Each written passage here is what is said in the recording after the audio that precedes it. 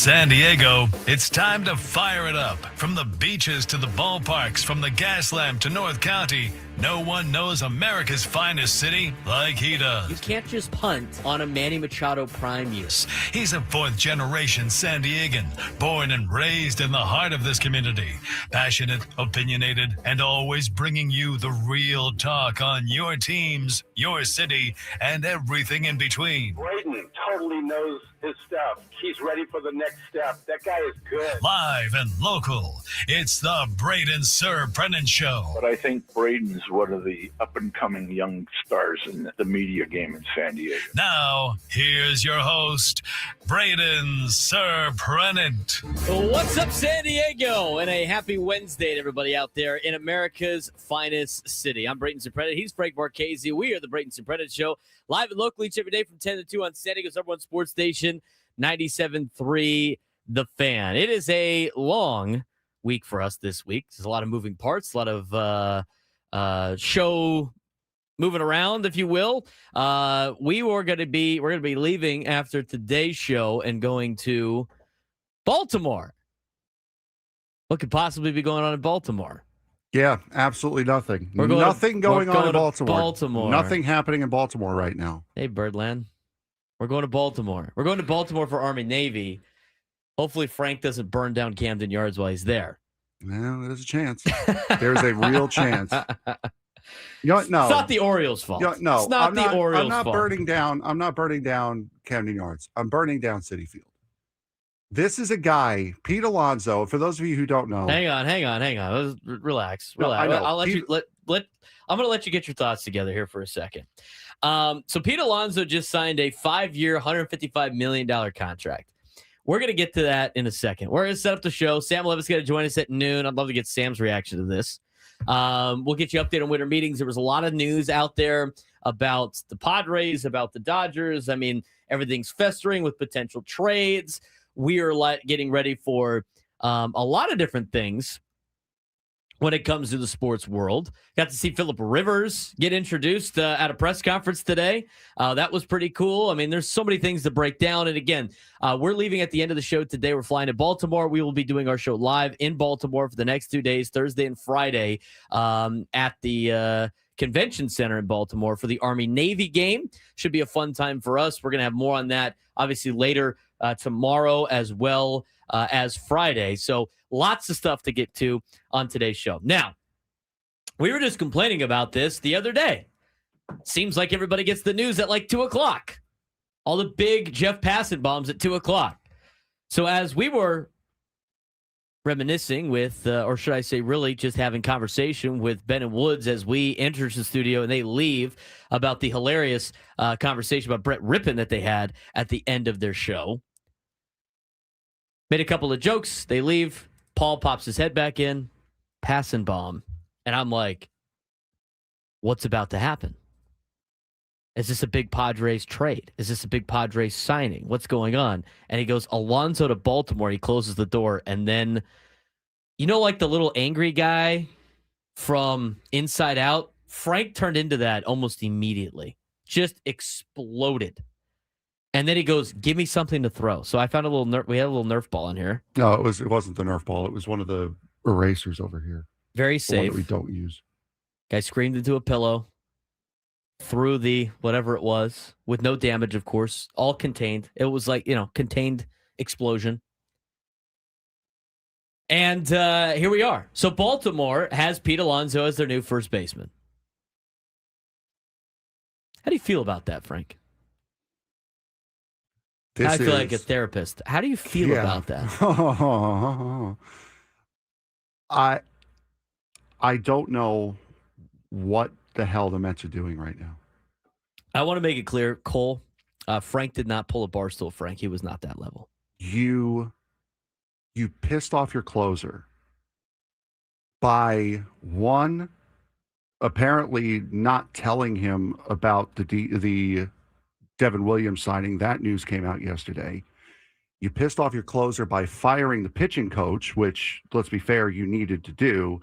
And it also doesn't help that his freaking brother is on the Dodgers, so you lost that battle. This was a slam dunk.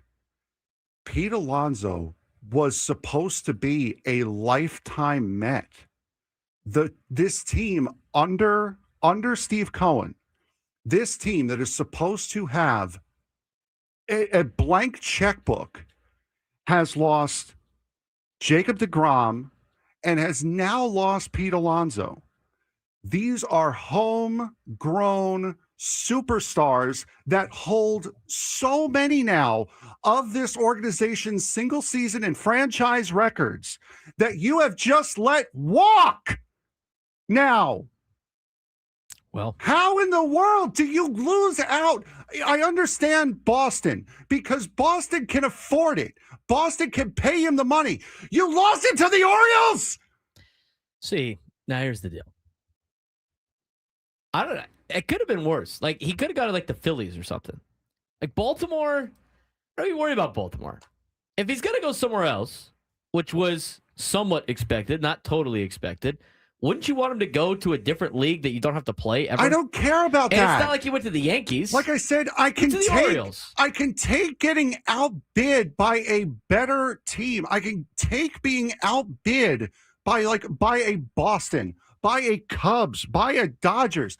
I understand that. That I can live with. You got outbid by a team who is perennially in last place in the American League East. That's who outbid you. A team that is trying to build through young stars. They've got young first basemen. You lost out to Baltimore? Come on. 5 years, 155. You're telling me the Mets couldn't do that? That's absurd. Maybe they didn't want to. Maybe he didn't want to return to be the Mets. That is return to be a New York Met. Absurd. Maybe he's got a problem with Mr. Met. This is a franchise player. He was supposed to be a Met for life. The fan base loved him. He loved the city. He set your single season. He set your franchise home run record. And you just let him walk. You get nothing in return. You let him walk to Baltimore. That's my biggest issue with this, is he went to a perennial last place team. If he went to Boston, fine. I get it. Baltimore, come on. Why? Because you didn't want to give him. Why? Because you didn't want to give him a 5-year deal for everything he's done for this franchise, for everything he's done for the Mets. You could have given him a 5-year deal. Stop it. He's grown immensely as a defensive player. He's the best power hitter you've got next to Juan Soto. It's absurd that you let him just go. I don't. It's you have to get somebody now. And now I'm seeing that they're open to trading David Peterson. Well, they spent a lot of money. It didn't really work out. Maybe they should go the cheap route. That's what all the journalists say the team should do. Trade for prospects. But that's not the Mets might be giving up Lindor. What happens with that? I mean, you might as well just start over at that point. The fact that this is David Stearns supposed to be the genius behind all this. You let Diaz walk. He didn't even give you a chance. Diaz was so aggravated with the Mets organization that he didn't even give them a chance to match the Dodgers offer, as reported by Joel Sherman. The Pittsburgh Mets.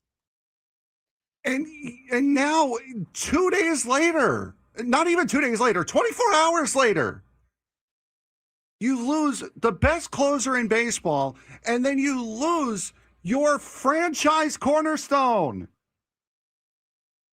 who came up with the organization. You saw him become a solid defensive player. He was getting subbed out of games late when he started by Dom Smith. Where is he now? I'm shocked. Again, Boston, I can live with it.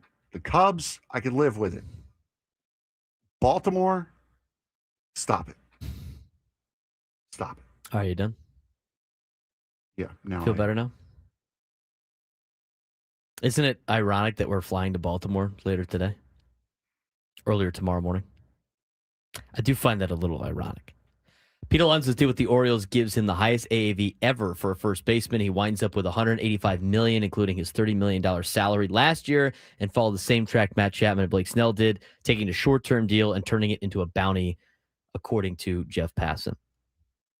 Now, aside from this local show having a Mets supporter and being very upset, you're seeing more names on the market start to fall off and start to trickle out, which is good news for the Padres because now you're going to see signings starting to happen. More so for Padres fans because now you get to go to all these names are going off the board. These are names that you were never going to get anyway, not have an offer on.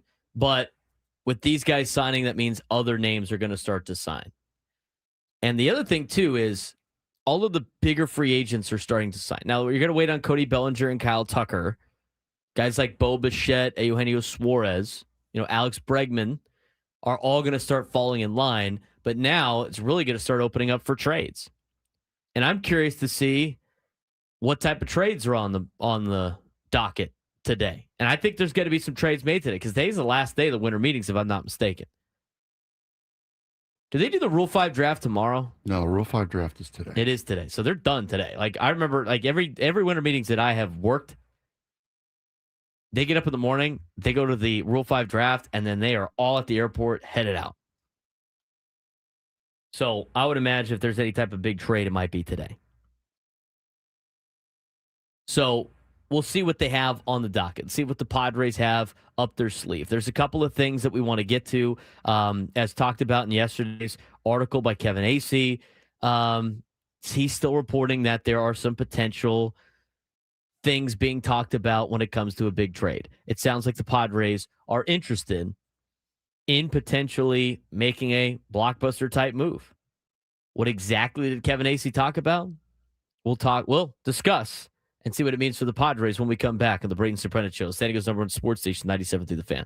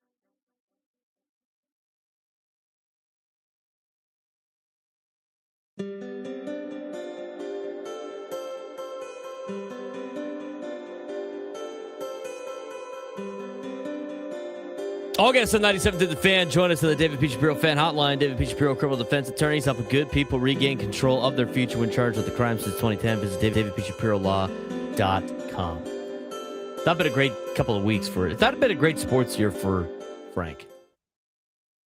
What did you say like 3 days ago? Can my sports teams just be competent? Yeah, just one. I just want one. How's Chelsea doing? They lost to Atalanta yesterday.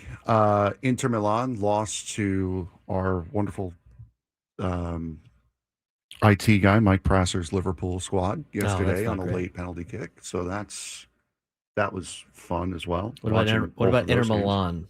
Yeah, they lost to Liverpool yesterday. Oh, they lost. And then I said Chelsea. They lost to Atalanta yesterday. So yeah, Hey, Penn State finally got their hire.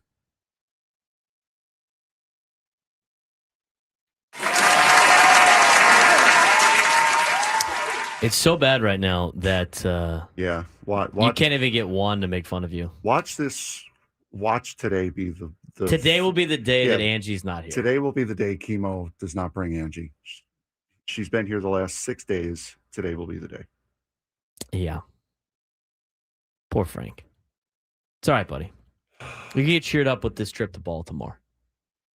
Is that a trigger word? Too early for you? There's going to be a picture. I need the Hey Birdland. I'm going to need it. I'm going to need it. That's cool. Come on. Hey Birdland. Hey Birdland. There is going to be. You know what? That's them getting back at us for me saying he's Birdland guy. They won't call him by his actual name, the manager of the Baltimore Orioles. At some point during this weekend, there is going to be a picture of me just staring at Camden Yards. That's awesome. There's just me blankly staring at Camden Yards. There will be a picture of it. Frank's gonna take a picture flipping off Camden Yards as they're landing in Baltimore. Well, again, I'm not even mad at I'm not even mad at Baltimore. I'm not mad at Baltimore at all. I'm mad at the Mets. I'm mad at my team. Now, P. Alonso's going to have a good year. I mean, Camden Yards is a hitter-friendly ballpark. Oh, really? Yeah. I haven't noticed. Yep. The fact they, had to move the ballparks back, the fences back because it was too friendly. Too friendly for guys that wear New York uniforms, apparently. That's not a bad move for Baltimore, aside from the fact that they still need pitching and they don't have that, and they're loaded with offensive talent. He'll have 70 home runs this year because he gets to play at Yankee Stadium more than once, too. It's great. New York Mike in the chat says this is as bad as losing Tom Seaver. Well, is it that bad? No, because they actually, quote unquote, got something back for Tom Seaver because they traded him. You got nothing, but he got a draft pick. Whoop-de-doo. That draft pick can turn into who knows? And how about maybe that? It's the next Derek Jeter. The Mets were expected to be like 14th in the draft, and because they didn't get bumped up into the top 6 in the lottery, they're now picking 27th or something like that. Joel Sherman saying they didn't even make an offer on Pete Alonso? We're going to have to find that information. If that's the case, then, I mean, they just didn't even want the guy. But now they traded Brandon Nimmo. Edwin Diaz is now a Dodger, and Pete Alonso is now an Oriole. Not a great time to be a Mets fan. Let's talk about the Padres, though. Another detailed article by Kevin Acee talking about rumors and everything like that. Anthony DiComo confirms the Mets, quote, never made a formal offer to Pete Alonso. Yeah, that's incompetence by the Mets, or they just didn't want him back. No, they didn't want to give him more than 3. They didn't want to give him more than 2 years. They said 3 would be pushing it. That's interesting coming from a team that's got unlimited funds. Again. Oh, really? I mean, that's like they're part of the problem, right? With like letting the Dodgers get everybody. If they're not going to go out there and spend money as a team that's got unlimited funds, then yeah, this is why the Dodgers get everybody. All right, back to the Padres. Here's what Kevin Acee said.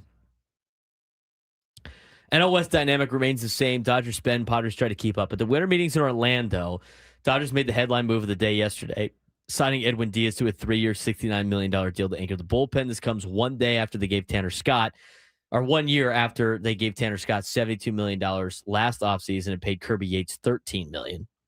In total, the Dodgers have committed $154 million to 3 closers, in the past 2 years, more than an entire team payroll for clubs like the A's, Pirates, and Marlins. Padres president of baseball operations, A.J. Preller, openly acknowledged the Dodgers' financial power. Quote, they're going to spend a lot of money. They're going to get top players every year, but emphasized the Padres' focus. Bottom line for us is our focus on ourselves and how do we get better. Honestly, I think that's probably the best mindset you can have, Frank, about trying to compete with LA, because the more you try to worry about other teams in your division, the more you're going to fall behind because your focus is not strictly on your team. Oh, right. And we said that last year as well, is if you worry about trying to catch up, then you're losing sight of what is going on in front of your own face. So you have to worry about what you are doing and not, you got to make yourself the best you can be before you can worry about going out and chasing somebody else, basically, more or less. And I agree with that. I don't think you need to worry about what the Dodgers are doing. You got to focus on yourself and try to make your team the best you possibly can make it, with the ramifications and the stipulations that you have. This is the difference. This is why, again, I continue to say it. I'm going to continue to say it. I'm going to continue to beat my fist down on this entire against the national media and people in baseball. I think this is great for baseball that the Dodgers get everybody. But the reality is, if the Padres were to sign a guy like Tanner Scott, just throw the Padres out of there. You could name literally any team right now. If they're going to go sign a guy like Tanner Scott and he doesn't pan out, you know what they don't do the next year? Go sign the next best closer. Mm-hmm. Nobody does that. Well, they sit and ride with him because they spent so much money on him that they have to sit and ride with him. Because they can't afford to waste another $69 million on another guy while they're paying $72 million instead of a closer, now a setup man. You can't just do that. Like, teams can't fit. They can't just throw money at problems all the time. Because you know what they need that $69 million for? Other areas of their team that are a problem. You can't just set money on fire. The Dodgers can't. This is why, they are sprinting to a lockout. Sprinting to it. Yeah, at least Pete Alonso didn't sign with the Dodgers. And anyone who's trying to hold the Dodgers back is just getting dragged along. Especially with the rumors that we had heard last night, coming from LA. That's just... Yeah, the rumors about Tarek Skubal. Yeah, there's a deal. There's Kyle Tucker on a friendly team-friendly contract. I didn't see the Kyle Tucker stuff. You sent me the Skubal thing. Kyle Tucker stuff was in that same article, and it was like, well, the Dodgers could go after him. They wouldn't mind having him, but it's going to be on their terms. They're not going to give him a big year deal. They're going to give him they'd offer like a 2 or 3 year deal max or something like that. Kyle Tucker could sit there and just be like, oh, I'm going to go win a World Series if I just sign with them. Yeah. This is like the exact same thing the Patriots went through when they went through their dynasty. The difference was there is a salary cap in the NFL, but their best player in Tom Brady, and the reason why people flocked to the Patriots, took less money every single year and kept renegotiating his contract. Mm-hmm. The Dodgers get that in their best player in Shohei Ohtani, only costing $2 million a year, whatever it is, and all that money getting deferred to a later date. It's the same thing. And players want to get paid, and they want to be on a winning team. Except for baby Pete Alonso. And of course, there are deferrals in the Diaz contract as well. I saw it. I think it's like $4.5 million a year is getting deferred.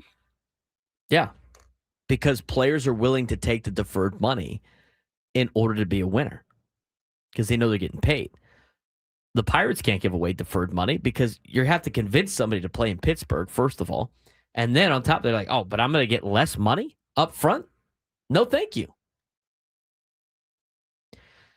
Here's the other thing that I thought was interesting of this article by Kevin Acee. Okay, they talked about what the Dodgers are doing at the beginning. And A.J. Preller said, we got to focus on the San Diego Padres. Now, what was the report yesterday before yesterday's show? It was the one on Monday night. It was the report that they were looking for if everything works out for A.J. Preller, it's going to be like blockbuster moves, right? Mm-hmm. And so everybody assumed and started to play process of elimination of who that Juan Soto type deal would be. And a lot of people said Mason Miller, because he was the guy that made the most sense. But what did the follow-up report yesterday say about Mason Miller and the bullpen? Might not be what we were thinking yesterday. We'll tell you when we come back on the Braden Surprenant Show. San Diego's number one sports station, 97 through the Fan.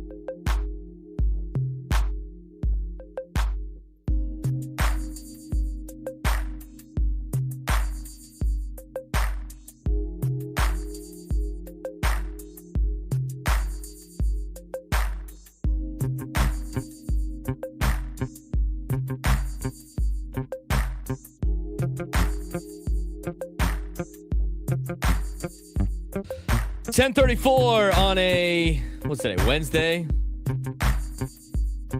My clock's all tweaked this week. It's Yeah, going to I get know. worse. right. It's going to get worse when we're on East Coast time and our show starts at 1 o'clock, but 10 o'clock on the Pacific Coast. I was writing the show last night. And I'm like, why am I writing a Friday show? It's like it feels like today's Friday. I know, because we're leaving and we're going to do 2 more shows. Mm-hmm. We got a lot planned for the Army-Navy game. We're getting our guest list right now from Jimmy Shapiro, who runs it. Little PR guy is his little business that he runs. He's the one in charge of the Army-Navy game every time. It's a big appreciation for us. We love going. I have gone. This will be my 4th Army-Navy game. It's the coolest thing. Can't wait to show Frank what it's like on the Army-Navy trip. I mean, it's a perfectly average size business. I mean, I don't know if I'd call it a small business. That's what he calls it. Oh, well. He's a little PR guy, is what it says. Oh, That's like his little name for his thing. Oh, you think I'm insulting Jimmy Shapiro like that? What's wrong with you, dude? What's wrong with you? Phrasing. Anyway. So it's a fun time. It's great. I'm looking forward to it. It should be a blast. I mean, the only thing that stinks is like Army Navy's always on the East Coast. So like we're constantly flying out there. They haven't played one on the West Coast in a long time. They played one at the Rose Bowl 1 year, I think. But they sent us a bunch of stuff on it. We're going to give you all informed. And again, like I was always a guy, we're going to get to Padres baseball here in a second. There's a couple of things I want to talk about of what the Padres are willing to trade from in terms of their assets and what they're trading for, according to Kevin Acey's article. But the Army-Navy game, it always like people that are not part of it. Like there's a lot of people that love the Army-Navy game, right? Mm-hmm. And a guy just called in, and we're going to get to him in a second. Craig Benita, part of the Navy. I think he played at Navy, if I'm not mistaken. He runs all the Navy alumni watch parties throughout town. It's a big deal for a lot of people, and you don't really appreciate the Army-Navy game until you physically go there. I remember watching Army-Navy on TV, and it was always like, the week before the bowl. It was after conference championship week, and it was the only game on. And then it was before, like, it was still a week and a half before bowl games, and they're running triple option. You're like, what am I watching? This is ridiculous. And then you go, and it's just like, I'm telling you, if you like sports, if you like football, if you like any type of sport, add it to your bucket list. You have to go to this thing. I'm telling you, I thought it was like, I thought it was like a boring game. Like, all right, cool. Like, we have to do this, military, all that stuff. I go to the game, eye-opening. It was so amazing. And everything about it was amazing. For anyone who is planning on going either next year or the year after that, you may want to book a flight for no reason. I mean, just for reasons. You may want to book a flight to LaGuardia or Kennedy to get tickets at MetLife. Oh, it's back at MetLife next year. And then after that, to the pit that is known as Philadelphia, because they'll be at the Link in 27. They're back at the Link. Yeah, do they have the future locations on here? Only through 27. So it'll be at MetLife. Well, it says New York City, East Rutherford, New Jersey. December 12th of 26, and then December 11th of 27 will be in Philly. So for future planning references, you know. Yeah. So I the only one I didn't go to is the Landover one. Was last year, but I got to go to the Boston. Was great. I had gone to the first one I went to was New York. It was the 20th anniversary of 9/11. Is why they had it in New York, and they gave us. You're going to get a challenge coin on Friday, Frank. Cool. And it's a cool thing. I'll let them explain it to you. I know a lot of people out there that are part of the Navy and everything like that know what a challenge coin is. The challenge coin we got in New York was made from melted down shrapnel or metal from the World Trade Center. Wow. And so I have that in a nice case with the football helmet they gave us. Then we went to Philly. It was I think it was like the 150. It was like a big anniversary year of the Army-Navy game. Mm-hmm. So it was back in the original location, Philly. They play it in Philly because it's the halfway point between Army and Navy. Yeah. And then after that, we went to Boston because I think it was like the 200 and something anniversary of the Boston Tea Party. So they had it in Oh, that's Boston cool. in 2023. Awesome. What a great town Boston is. And then last year was in D.C. I didn't get to go. And then this year it's in Maryland, which has had it a couple of times. It's good to see it's back in New York City in 2026. And you said it's going to be In Philly in back in 27. Philly in 27. I'm sure they're working on other ones. The Rose Bowl hosted the only Army-Navy game played out west back in 1983. It's the only time they've ever played it out here. But it's a great game. It's a fun experience. We're going to be there for the next couple of days during our shows. Going to talk a lot of Army Navy on Friday, obviously. Tomorrow's show is going to be mostly a regular show for us. We just have to be on location. But then Friday's show is going to be a lot of Army Navy. We get so many great guests. I was looking at the guest list of potential people to come on. I mean, it is a great group of people that you get to learn a lot about. A lot of military people that talk about the importance of this game. But we really appreciate USAA for inviting us as an affiliate of Navy football, as coming from a Navy town here in San Diego. So I know a lot of people are already getting a bunch of texts about the game. My friend Nick's like, I have 700 challenge coins. He's in the Navy though. He's the one that just came back from deployment. So he cheated. Oh, come on. Come on. It's a joke. Anyway, so we'll talk about that in a second. All right, we're going to get some of these Padres things. You want to get to your phone calls, though, 833-288-0973, 833-288-0973. Let's get to Craig and Benita first. I'm sure this is an Army-Navy game call. Craig, what's going on? Go Navy, beat Army. Yes, sir. Go Navy, beat Army. And I want to give a guy named Dick Everett a shout out. He's the guy that really coordinates all the watch parties. I help out. Oh, there you go. Anyways, we have our big event at the Blind Burrow this year at noon on Saturday. And we should have 150, maybe 200 people out there. We're going to fill the joints. And the game should be a great one this year. My background is I played Navy football for 4 years. I played in 3 Army-Navy games, 2 wins and a tie. I'm the last true tie because we didn't have the breaker or the point breaker or whatever. It ended in a 3-3 tie, and I am still sick to this day that we couldn't beat Army that year. We should have just creamed them. So anyways, being on the sideline of an Army-Navy game, getting a chance to get in the game, even if it's for a couple of plays. I started my senior year at offensive guard, and I had a buddy of mine from high school. He was on the West Point team across the way, and he was a senior too, and he was on the special teams and various things like that. So we have a lot. We used to meet every time at 50-yard line at the conclusion of the game, planning out what we were going to do that night, win or lose, to celebrate being together. Well, I appreciate the phone call, Craig. I'm sure we'll be able to talk to you again on Thursday when we're out there, and just kind of a preview of what we're going to do the next couple of days. My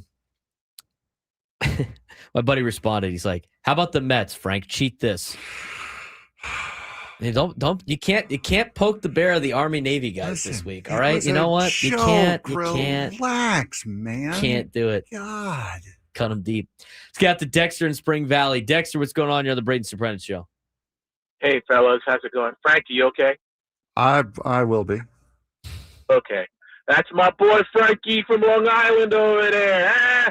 So, when Frank was going off on his tirade, it reminded me of a movie that I saw as a kid back in the 80s. If you get a chance to Google it or YouTube it, you'll be able to see it. It's called Scanners. And, if you see the trailer, you can picture, if you want to sync it up to Frank's tirade, what happens to the guy. It's pretty, let's just say it's very graphic, but in kind of a cheesy 80s special effects kind of way.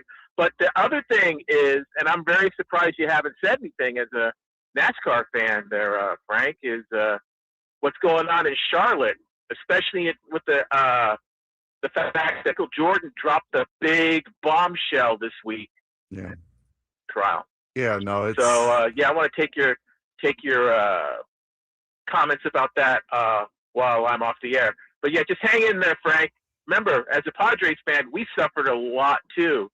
You know, Oh, I know. So believe me, you know, I feel your pain. And one of my closest friends is a Mets fan, and his wife is a Dodger fan. So you can imagine what happened the other day. I appreciate the phone call. Jersey swap. But yeah, that NASCAR trial has been absolutely insane. They got a pretty good lineup in Baltimore right now. He's got Gunnar Henderson, Pete Alonso, Jordan Westberg, Taylor Ward, Adley Rutschman, Jackson Holliday, Sam Basallo, Dylan Beavers, Colton Cowser. A lot of young, basically wrecking crew. Anyway, let's talk about let's focus back on the Padres a little bit. We just wanted to lay out some of the stuff that we're going to experience over the next couple of days on the show. What was the one thing that I mentioned during the break? I said, going to break, there's something about the bullpen. Now, what was laid out was the Padres don't plan on really breaking up their bullpen. They have fielded calls on Mason Miller. They have fielded calls on Adrian Morejon and Jeremiah Estrada and David Morgan, Jason Adam as well. He's recovering from a quad tendon surgery. I'm actually surprised to know that he's going to throw in the spring. That was also in the report that he's going to be ready to go, at least ready to start throwing in the springtime. And when he had that injury, I thought he was going to throw until maybe later, and maybe you get lucky if you get him at the back end of the season. Jason Adam, who had injury. From what everything that the injury said, you were lucky to have him. He was probably going to start getting ramped up in May, like at the very end of May, but you most likely weren't going to have him back until after the All-Star break, based on the timeline that was given. I think it's significant. He can start throwing from a mound potentially in spring training. Yeah, that's crazy. I don't think he's going to be ready until probably the All-Star break anyway, but I think that's good news. But the Padres have been receiving heavy trade interest in their top relievers. Preller is listening, and as laid out by Kevin Acee, strongly suggests he does not want to trade from the bullpen. It's not easy to find impact players. We don't take that lightly. Organization-wide sentiment, they do not want to lower bullpen quality, even if starting pitching needs are urgent. So we talked about remember, the conversation was from 24 hours ago now, the Padres were looking to make a big blockbuster move. If AJ Preller gets what he's working on, it's going to make the trade deadline from last year, the last couple of trade deadlines, and the Juan Soto trade to the Yankees pale in comparison. That's what it was said. Mm-hmm. So we all assumed it would probably been Mason Miller. Sounds like they're not interested in trading Mason Miller. Sounds like they're not really interested in trading anything from the bullpen. So now what are you going to do? They talked about Nick Pivetta. The Padres need starting pitching. Padres need at least 2 starters, but don't have the $20+ million needed to sign even back-end starters on the open market. That was the other thing that was part of the conversation, right? How much money do they have? Well, apparently, according to Kevin Acee, they don't even have the $20+ million that they need to sign starting pitching. Which is and we're talking about back-end guys that are not going to be aces, right? It's not frontline starters. These are guys like veteran Randy Vasquez type players. Relievers are cheap. Trading them doesn't meaningfully free payroll, which they need to get starting pitching. They talked about what it would be to trade Nick Pivetta. He's owed $20 million in 2026. It is only possible if return assets help them acquire more starting pitching. But I don't know how you could potentially do that. You would have to trade Pivetta to get prospects and then use those prospects to go get multiple starting pitchers. Seems like a very tall task, but we'll see. Multiple sources insist Preller is working on a series of deals that would qualify as blockbusters. Padres will not trade Fernando Tatis Jr. Sources repeatedly stating this makes it noteworthy amid outside speculation. To follow that up, earlier today, Sam Levitt caught up with AJ Preller. He tweeted this out. We'll have the sound on this later, but he tweeted this out. AJ Preller was asked today if Fernando Tatis Jr. is untouchable. Preller responded with this, quote, "He's somebody we're not talking about. However you want to view that. If you want to say that's untouchable, you can say that." Has that stopped teams from asking about Tatis? Preller said no. Oh, and as it shouldn't. I mean, we discussed it yesterday. Is your job as a general manager in these meetings where everyone is all together is to kick rocks, see if start kicking tires, see if there's any sort of role, see if there's any sort of give. I mean, there are guys that are untouchable. Like I'm sure the Dodgers have gotten calls on like Freddie Freeman or Mookie Betts to see if there's any sort of life there whatsoever. So it's not surprising it shouldn't be surprising that AJ's getting calls about Fernando. No, it's not surprising that he's getting calls. I mean, that was the most. He never says no about things, right? Like that's the closest you're going to see AJ Preller, in my opinion, say he's untouchable. Yeah. Because he doesn't, I think a lot of guys put themselves in a bad spot by saying, oh, this guy's untouchable. Then they end up trading the guy. I mean, he's leaving it open-ended that they might do it, but it doesn't really sound like they're very interested in trading Fernando. Quote, he's somebody we're not talking about, however you want to view that. If you want to say that's untouchable, you can say that. I think Adam just sent it to us here. Give me a second. Yeah, he just sent it to us. All right. Should be ready in a second here. As I look at this, I don't think anybody in our little realm of Southern California, and really it's San Diego County, thinks that AJ Preller is going to trade Fernando Tatis Jr. I just think it's too much of a headache.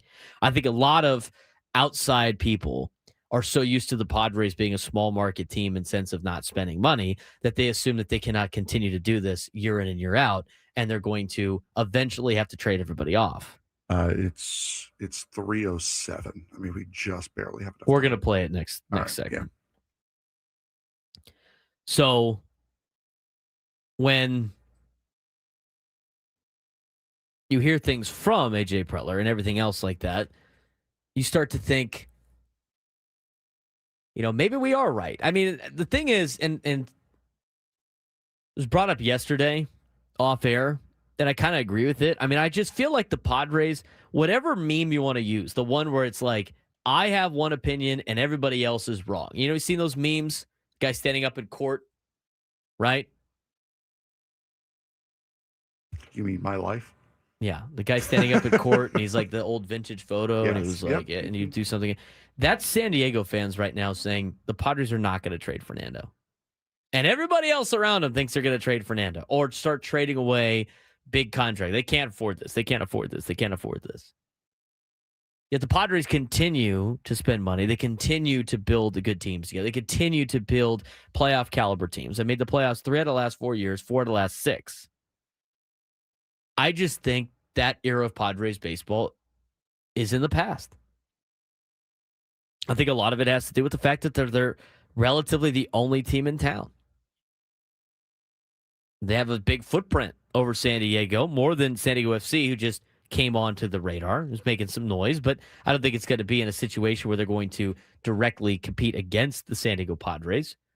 And I think after the Chargers leaving, there was a sense of city pride in following and supporting San Diego, especially with the Padres, especially with the fact that they spend money on their roster. I saw somebody earlier go like, if we can get an ownership that could spend some money and help us out, it'd be better. What are you talking about? 64% of the revenue they spend on their roster. How much more of the revenue do you want spent on the roster? Anything north of 60% to me is an organization that is spending money to win.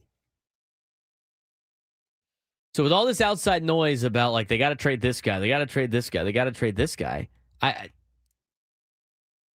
think it's all speculation by outside people that want it to happen. Because it doesn't sound like there's any interest in those potentially getting traded. Now, the only other way that some of those guys get traded is if they bring something back that's a huge haul. I mean, AJ Preller's constantly looking for an improvement to his team. If he thinks he could get some prospect capital out of a guy like Nick Pivetta and then flip it for more pieces, he's going to do that. That's the only type of sell I can see happening is them trading away something to free up money, but then using that money to spend on other players. It's not like they're going to like cut the payroll down to 150. They've already mentioned that they expect the payroll to be around where it was last year. And last year was around $211 million. That's a lot of money. So the more you start to hear some of these blockbusters and rumors, and now they start talking about, oh, well, they're not going to trade from their bullpen, and they're going to trade from this. I mean, they're running out of pieces to trade that are that, Juan Soto level player. I'd be shocked to see a move like that happen that didn't answer with a corresponding move for the San Diego Padres. We talked about the pitching. We've talked about the bullpen, and they don't want to take away from the bullpen. His approach is to cast a wide net, be creative. And he had to say that most of the ideas that he gets go nowhere. 99% of them don't even come to fruition. Is this that 1%? Who knows? We got some sound from AJ Preller from earlier today we're going to get to when we come back and try to translate what it means for Padres fans as we head to the 11 o'clock hour.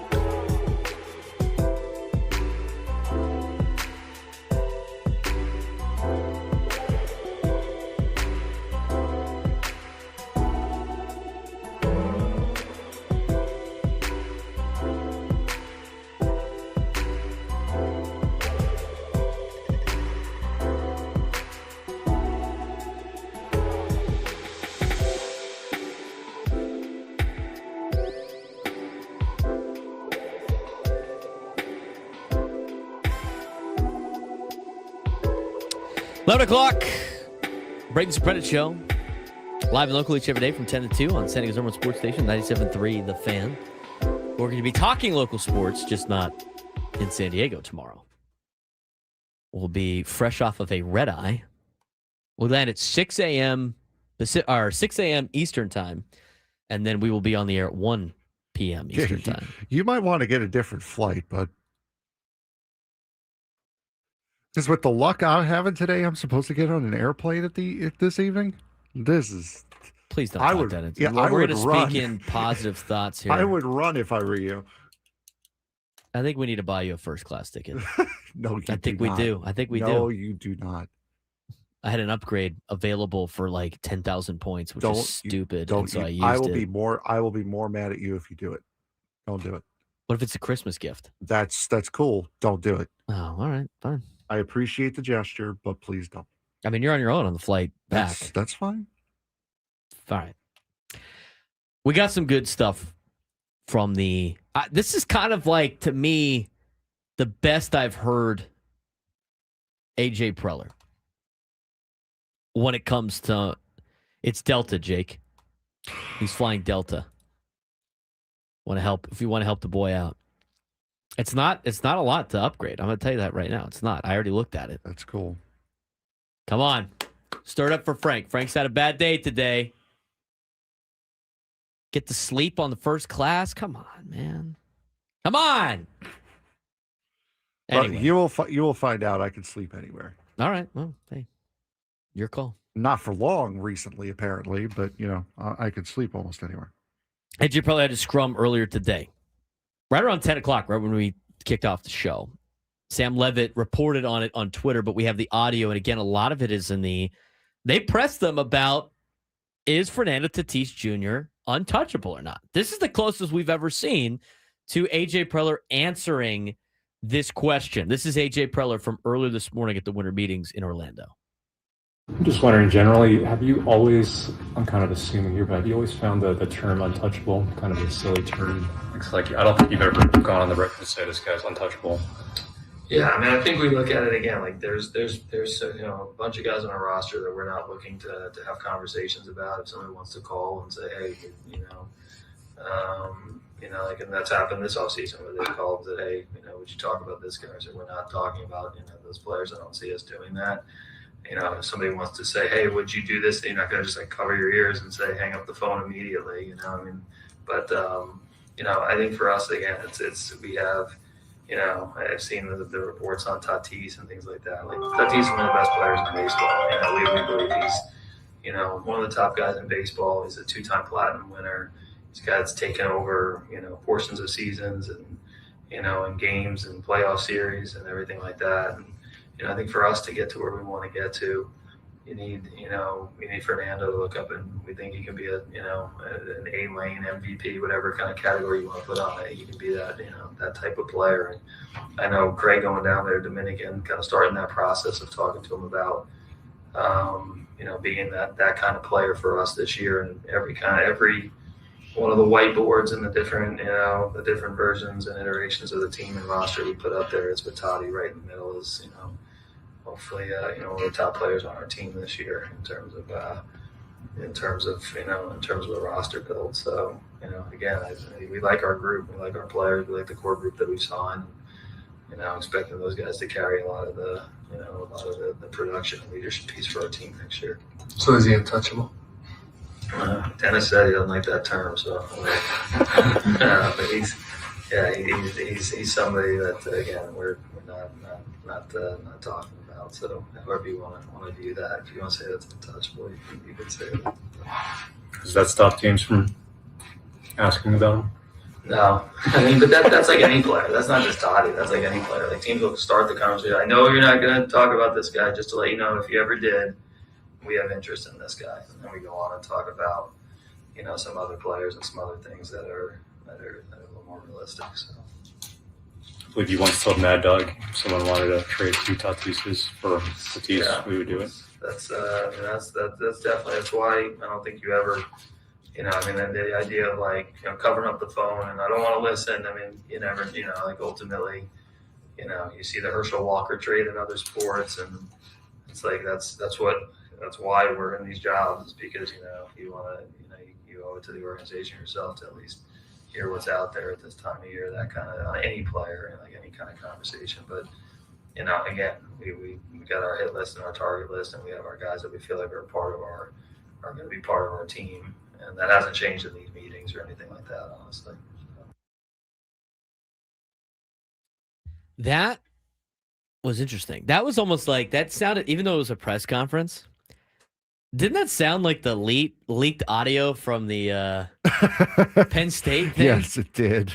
That was the most casual. Well, I mean, I've been blessed enough to be part of like some conversations with AJ Preller on the side, where like you get to hear him in a way like that. I think a lot of fans have been able to do that as well, where you don't get him as much as a press conference. That was the most relaxed that I've heard AJ. Am I missing something there?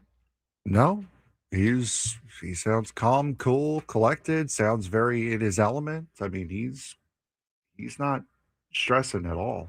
So I looked at. I mean, I look at that audio. I listen and I think of it's everything that we would think that a good general manager would do. Yeah. You can't just sit there and just ignore your phone calls when people are calling about your best player. You have to listen. Right. That's everybody. That which makes you a good general manager. Bad general managers don't do that. Like, I'm not letting this guy go. Yada, yada. Always got to listen. And he went through the decision process, or the process, if you will, of how those phone calls go. Hey, like, you gonna trade Fernando? I mean, you got to ask that question. What do you think AJ's doing every time he picks up the phone? I bet you every time he calls the Yankees, he asks about trading for Aaron Judge. I bet you that happens. I wouldn't be surprised. And then they like Cashman laughs, and then they move on to business. But you always have to keep planting the seed that you're interested in certain opportunities should they come about, because you never know when they might be able to come about. AJ Preller here. No, I'm not trading Fernando. Anything else? Anything else you're considering? Because I think it gets to a point where maybe down the road you want to trade somebody, and you go back and you remember the people that said like, hey, we want to trade. I think the same thing works out for AJ. Okay, that was the most casual scrum we have heard at like a winter meeting. Yeah. I mean, but based on what he said, like, I don't think they're trading Fernando Tatis Jr. Not to say that we ever thought about that. Not to say that we've ever said that might be true. Not that we ever said that he was like there's any truth to some of the national reports about the Padres looking to trade. I think you see, this is what I feel with some of these national reports. I think they get the information that the Padres are listening on calls. I bet you they get the information that it's like, hey, we called him about Fernando. He took the call, and reporters spin that into like, and I'm not saying our guys, but I think a lot of the national reporters spin that into they're taking calls on Fernando, which then turns into Padres looking to trade Fernando, which is not even close to being true. It's the game of telephone down the list for a lot of these journalists that want to like stir S up, and you mix in the bloggers and you mix in some of those like, oh, they're going to trade. And then you get all these people at all these other, that blog for all these other organizations that have no idea what's been going on. They're just like interpreting certain press clippings, and they start putting together trade packages like, oh, the Yankees are going to get Fernando Tatis Jr. Yeah, because what's more interesting to listen to? Padres taking calls on Fernando Tatis Jr., well, taking sarcastic calls about Fernando Tatis Jr., or Padres interested in trading Fernando Tatis Jr. fielding calls. Which one's going to make you watch? It's the second one. That's what you have to do at this time of year, especially when not much happens, especially with how historically slow and boring and monotonous that the baseball offseason usually is. I think I got a lot of information out of that particular clip. And again, I mean, that was the most that he said ain't happening that we've heard. So now the question becomes, I want to know, I mean, the reports are on this like blockbuster deal, right? Everything's about this block. Like, oh, you gotta have a blockbuster. Oh, he's got a blockbuster. Oh, it's Blockbuster. I mean, I think the movie store's coming back. They've used Blockbuster so many times. But how do you start to figure out what that's going to look like? I mean, he's basically denied that they've denied any report of whether or not they really want to trade. They don't want to trade anybody from the bullpen, his words, because it's an area of strength. They don't necessarily want to trade Nick Pivetta unless it's a big deal, right? Because they need starting pitching. They don't want to trade from the bullpen to improve the starting pitching as an area of strength, as I just mentioned. They don't want to. They've already said that they're not going to trade Fernando Tatis Jr. They're running out of assets to trade, and they don't have the prospect capital, at least we don't think, that can make some of these deals. So, like, what is the wheeling and dealing going on behind the scenes? To me, you got to look at some of this stuff, and you have to start thinking about this is why it's hard to try to guess what AJ Preller's doing. Why is it hard to guess what AJ Preller's doing? I'll tell you when we come back on the Braden Surprenant Show, Settings Number Sports Station 97.3 The Fan.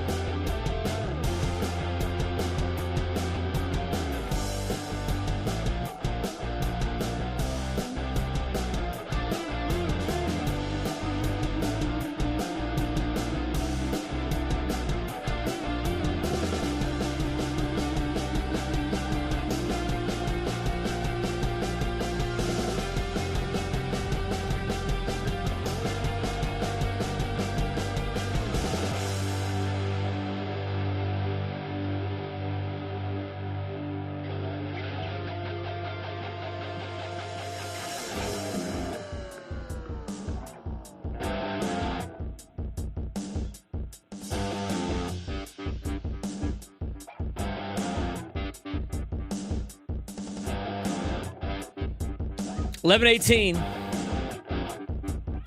Gonna catch up on some of the reads here. Remember to listen at 1 o'clock for us to announce today's biggest fan for a chance to qualify for a night in our Odyssey suite at a future Padres game with all the fan staff. Register your name at 97thefANSD.com/biggest fan in order to potentially have your name called. He's Frank Marchese. I'm Braden Surprenant. This is the Braden Surprenant Show, live and local each and every day from 10 to 2 on San Diego's number one sports station, 97.3 The Fan. At noon, we are going to have Sam Levitt join us via the phone as he starts to make his way back to San Diego. When is he? Does he fly back today? Tonight? I don't know. I stay an extra day in I Orlando? know today's the last day for the winter meeting, so I don't know if he's flying back tomorrow morning or if he's coming back tonight. The Padres Not my week to babysit him. passed on the Major League phase of Rule 5 draft. So no Rule 5 draft picks for the Pods. As expected. Now, he was part of a scrum, Sam was, with A.J. Preller, in which he talked about they're not trading Fernando. He danced around the whole untouchable thing to an extent, but this is the most he's ever said about Fernando's being untouchable. And I said, going to break, we're going to get to this next clip in a second. I said, it's so hard to predict what A.J. Preller is going to do because he thinks so far outside the box. So outside the box. I mean, we've talked about this the last couple of days about how he acquires players that you don't even realize are available. And he moves so many pieces and everything's constantly moving. You have to think you can't just sit there and go oh, he's probably going to trade this guy for prospects. It's never cut and dry like that. It's always something more complex with A.J. Preller. It's always something that is just outside the realm of what everybody thinks is going to actually happen. That's why you don't get a lot of reports about who the Padres are talking to, really. You don't really get a lot of reports on who they're trading. You get some reports on who they might be interested in. And again, it goes back to all of those phone calls that A.J. Preller has and him saying that 99% of the time, they don't even come to fruition. It's a lot of different angles that he works, a lot of different phone calls. He's moving around constantly. People can't figure out what he's doing.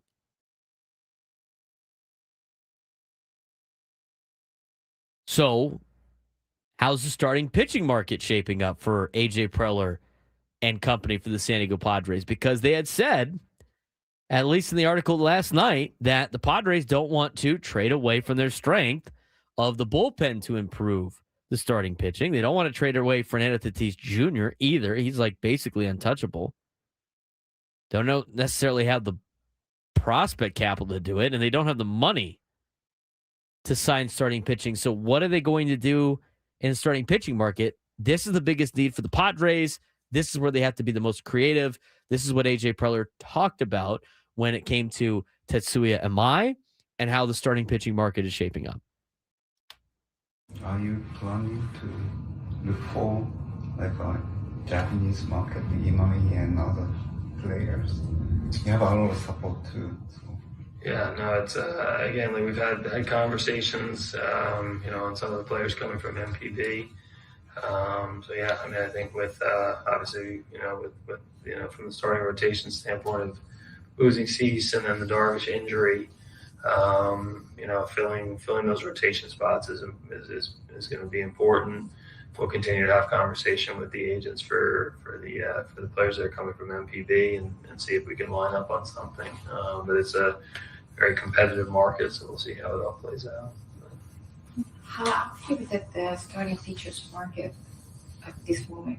Yeah, I mean, it's always a premium on starting pitching. There's just not, it's not a, there's always definitely, not enough supply and a lot of people that, there's a lot of demand and a lot of teams that need to fill starting spots. So, those are always pretty active, aggressive conversations. There's only going to be a limited number of pitchers that can go out there and make 25, 30 starts. So we're engaged. We're in the middle of a few of those conversations and hopefully try to land on something here soon. It'll be nice to land on something soon, for sure. I think it's going to be interesting to see where they get the starting pitching from, because there's, like mentioned, there's not a lot of guys that could get you 30 starts a year anymore. There's just not. I find it interesting with the way that starting pitching is going. I mean, it's obviously super valuable for a lot of teams because not a lot of people could do it anymore. But at the same time, I mean, in this day and age of baseball, might as well just load up on your bullpen a little bit more at this point. I mean, I know that starting pitching is valuable, but the way that they give away money for guys that don't end up going 20 starts, 30 starts a year, that's a lot of money for a guy that's only going to pitch a little bit. And again, with the impending lockout coming, why would you go and spend 20, 30 million, 20, $25 million on a guy who could cost you half that much next year? Because they have to comply with salary cap regulations. So that's also got to be weighing in on some of these decisions as far as starting pitching goes.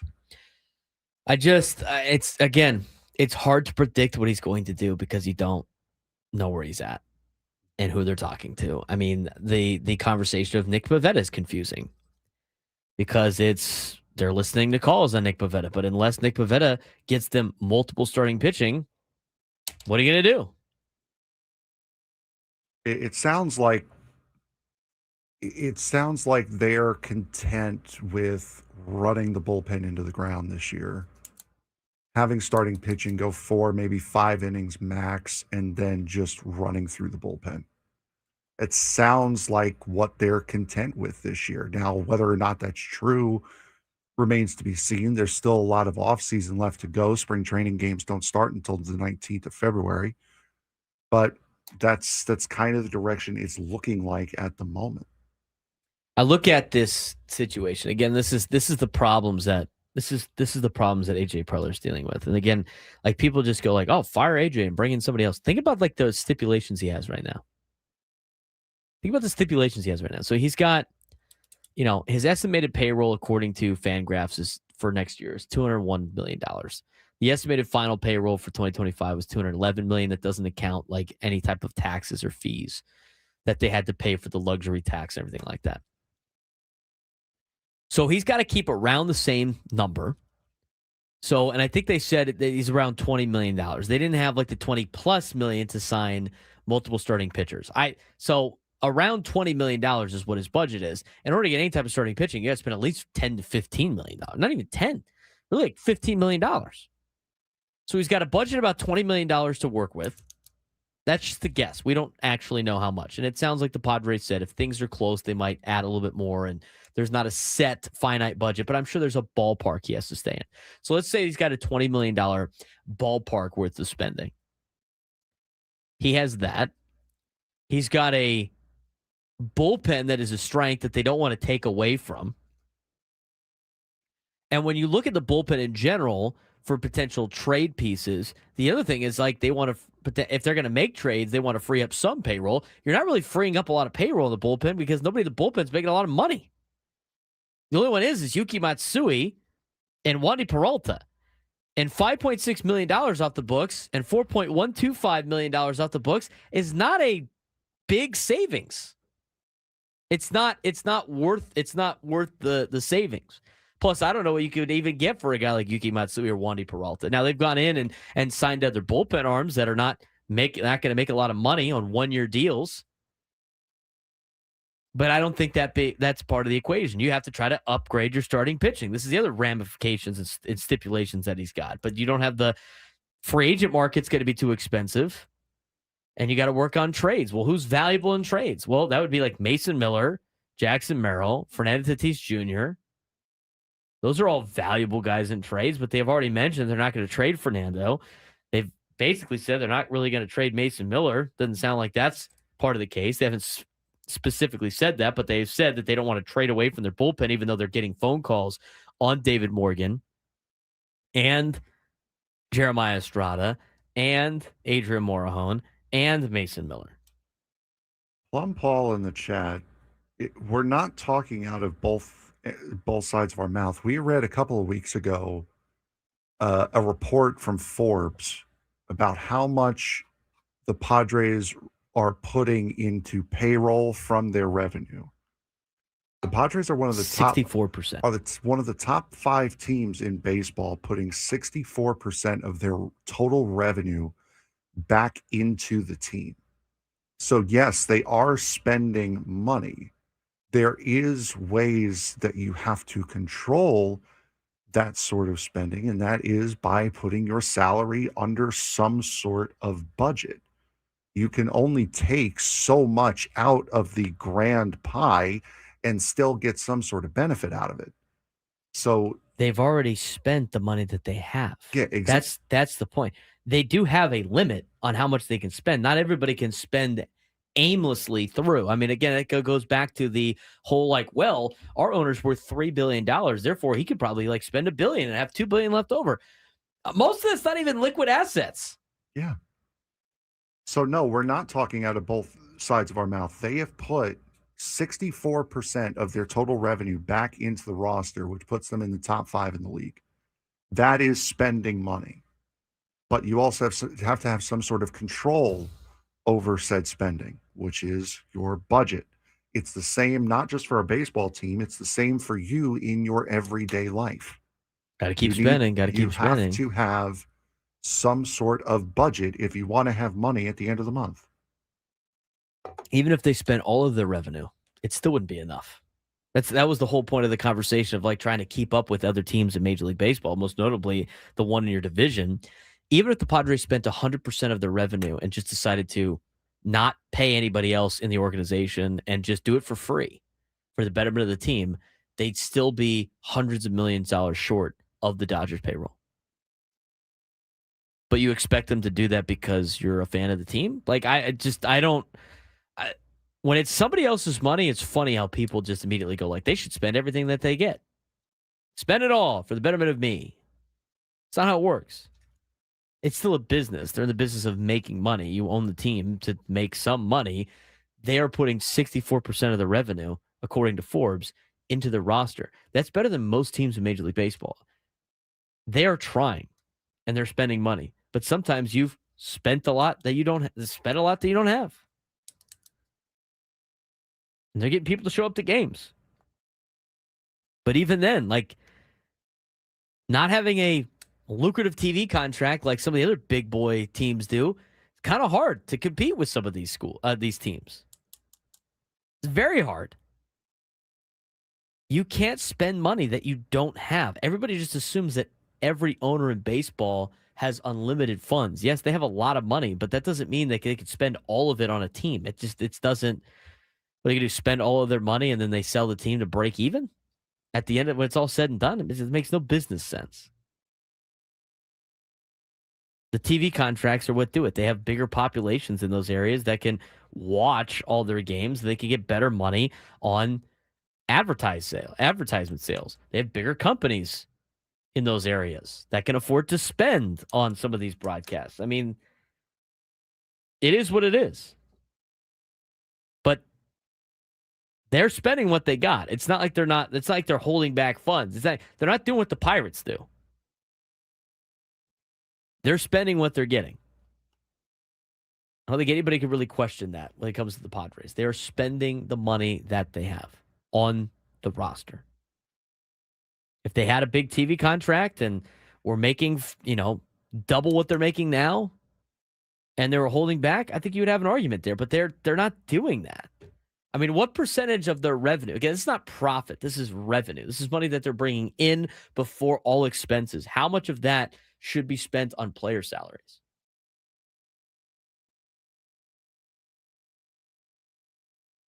And it's not that they want to say they chose the TV deal they did. Do you think there's multiple TV companies just knocking on the Padres' door going we're going to give you $500 million? Where does the TV make money on that? I feel like a lot of people just don't understand how these deals work. TV companies want to air your product because your product is popular. And they're going to offer money to air your product so they can do what exactly, Frank, with it? They can sell advertising. That's how they make money. That's how ESPN makes money. They sell it during the advertising or cable subscriptions, right? So if you look at the TV. This is the TV. This is how TV works. Television creates content so they can sell ads. If it was up to TV, they would just play ads all day if you would watch that. But nobody wants to watch that. So they put on things that are entertaining that people are going to watch so they can sell ads. And they can tell advertisement companies, hey, we have 100 million people watching this. Hey, we have 20 million people watching this. These are 20 million eyeballs that you can sell to. That costs you this amount of money because they got to try to sell and make money off of what they paid. If you get a TV company to dish out the money on a TV contract, they don't just like give out random numbers. Did they agree to sign the deal with ESPN? Major League Baseball did. Major League Baseball did that for them. Yes. The thing that owns the Padres, that's who did it.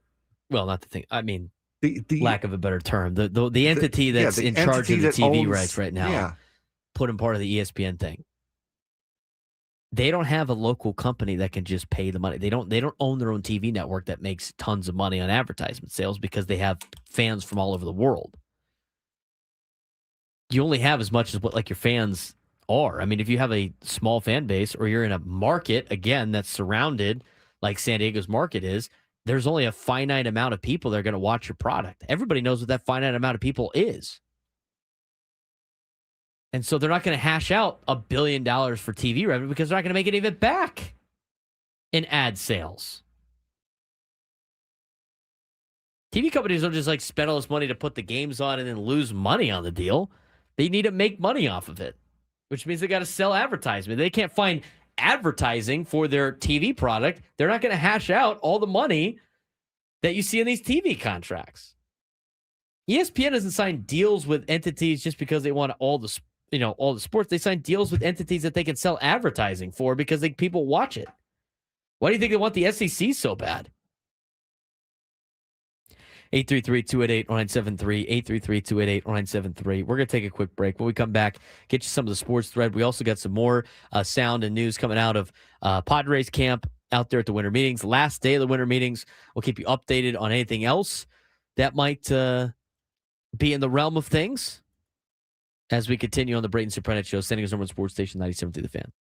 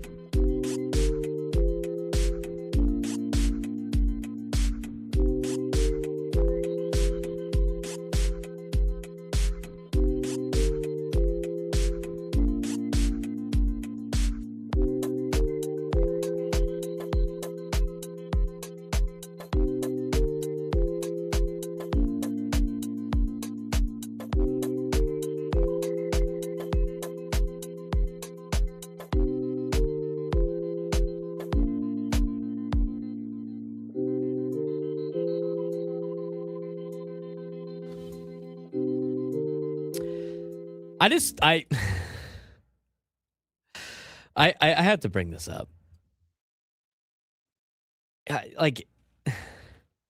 Because we got mascots tweeting S out right now towards Mets fans. It's great.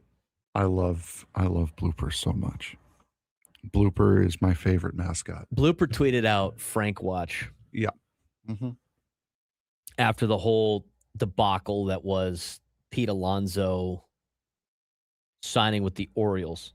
And we all know who he's referring to is Frank Fleming, a.k.a. Barstool's Frank the Tank. Right.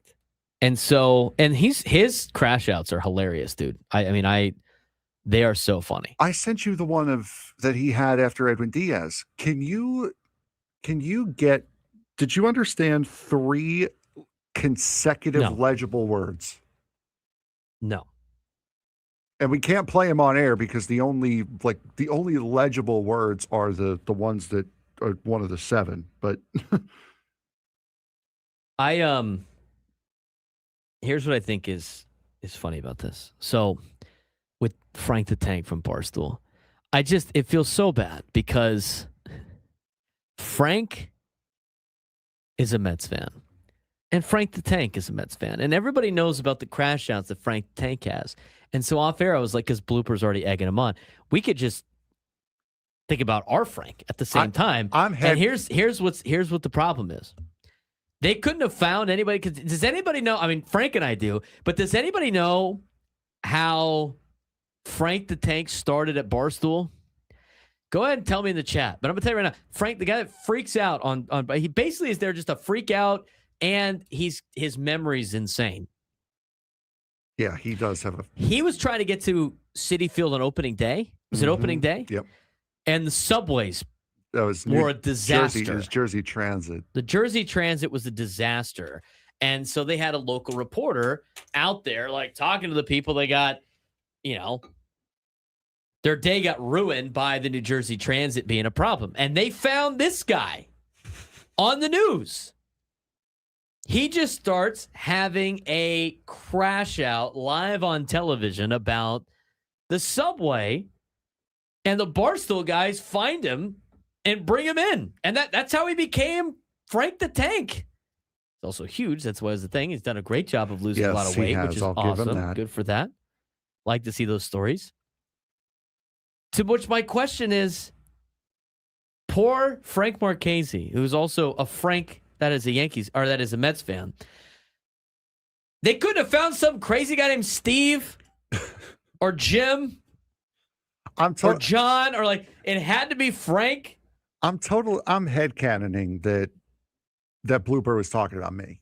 I'm just straight up gonna I think you need to. Blooper, I love you. Thank you for worrying about my mental well-being. I like it. But at the same time, it's like, really? That was an insane crash out. All of them are great. He got a crash. I forget what it was. He was at the Jets-Dolphins game this weekend. And someone posted a video. He was literally about to take a picture with 2 fans. He was sitting in the middle. And then something happened to one of his teams. I think it was, I don't remember. He's a Dolphins fan. He's a Devils fan. I care less who he likes Seton Hall. Yes. Big Seton Hall guy. But he said that somebody got hurt for the year or got traded off of one of his teams. And literally, as he's sitting in the middle of these 2 guys about to take a picture with these 2 random people, he just starts melting down. In his seat at MetLife Stadium. It's amazing. It's just unreal. Frank the Tank. My favorite Frank the Tank video is him cooking ribs. That is the funniest S ever. It is so funny. Him cooking anything is... He's cooking. He's like, oh, it's my favorite. It's my ribs recipe and all this other stuff. And he puts them on the grill and he cooks them at way too high of a temperature. He comes back out like 3 hours later. He opens up the barbecue, and they are burnt to a crisp, and his reaction is just priceless. I almost feel like they did it to him on purpose. He went inside and they went back out there and cranked it up. He was like shocked. It was one of the best videos I've ever seen. What's going on in the sports world that doesn't involve the Padres or the winter meetings? Time to get to today's sports thread before Sam Levitt joins us at noon. You know that group chat? The one that's always blowing up with the biggest sports takes, debates, and breaking news? You got barbecue back there, and you didn't invite me? Yeah, we've got that too. Welcome to the Sports Thread, where we break down the top 5 stories in sports, just like you would with your crew. Oh, no! Disaster! What a bad idea! No filters, no silence, just real talk. Brought to you by QC Kinetics. Stop sitting on the sidelines. QC Kinetics gets you back in the game without surgery. To learn how, visit QCkinetics.com. All righty. What do we got today, Frank? We have, we're sticking with Notre Dame. We're staying on the Notre Dame train. Number 1. At least So for number fun. 1. Notre Dame Athletic Director Pete Pavakwa acknowledged growing NFL interest in head coach Marcus Freeman, including the New York Giants, but said the school is committed to keeping him long term. Freeman is 43-12 at Notre Dame, and in a recent national title game participant, already earns over $7.4 million annually, and will have his contract adjusted each year to remain among one of the highest paid coaches in college football. Bavakwa emphasized Freeman's value to the program and believes the recent college football playoff snub will fuel him moving forward. Do you think Marcus Freeman should consider an NFL opportunity if it arises, or is staying at Notre Dame the better long-term choice? Why would he leave Notre Dame? Why would he leave Notre Dame? For to go what? to the To go to Giants. the NFL? I mean, you get paid more in college. It's way better in college. Why? They jump on a sinking ship that's the New York Giants? I mean, you're going to get fired in 3 years anyway. They just gave up the prestigious Notre Dame job.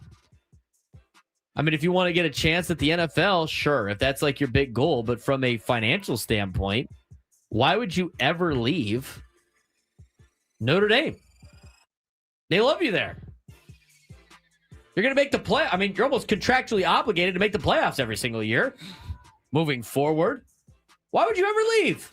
Because in such a competitive conference at the they get to play whoever wait they a want. minute. It's easy. Why would you ever leave Notre Dame? There's no reason to. There really is no reason to, especially for the Giants. The only way he does it is if he thinks he can coach the NFL. He just wants to coach the NFL, but he's great for college kids. Yep. Great leader of men. Why would you ever leave Notre Dame? It's perfect for him. With how young the Giants roster is, he may as well be coaching at a college, especially with how some of them act. Number 2. The Chicago White Sox have won the 2026 MLB Draft Lottery, securing the number 1 overall pick after entering with the best odds. Hall of Famer Harold Baines represented the team at the event, which came after back-to-back difficult seasons, including an MLB record 121 losses in 2024. The top pick gives general manager Chris Getz a major opportunity to add elite talent, potentially players like UCLA shortstop Roke Chalosky. Gesundheit.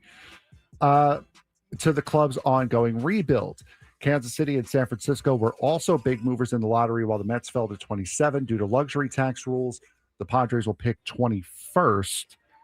How important is landing the number 1 overall pick to the White Sox rebuilding process, and what factors should the team prioritize deciding which top prospect to get? I don't really think that. I mean, the draft to me, it's so hit and miss with high school kids and college kids, and I get international signings. I mean, I don't know. Is it better to draft college kids now than it is to draft high school kids? I mean, how? I mean, the draft's cool, but it's not. It's hard to get fired up for the draft, especially the baseball draft, because you don't know any of these kids. You don't know, and they're not going to play on the team for years, right? It's not a huge thing. You know, a lot of them opt out to go to college. I mean, the baseball draft is the worst of the four major sports. Yeah. By far and away the worst. Number 3.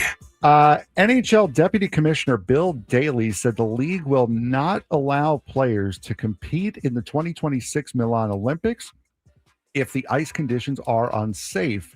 Construction delays and irregular rink dimensions have raised concerns, but Daley said in recent updates are encouraging. The NHL is sending ice experts to help finish the rink with testing scheduled for early January. Although the rink is slightly smaller than NHL standards, players have indicated that is not a major issue. There's currently no backup plan if the venue is not ready, but Daley said the league would develop solutions if needed.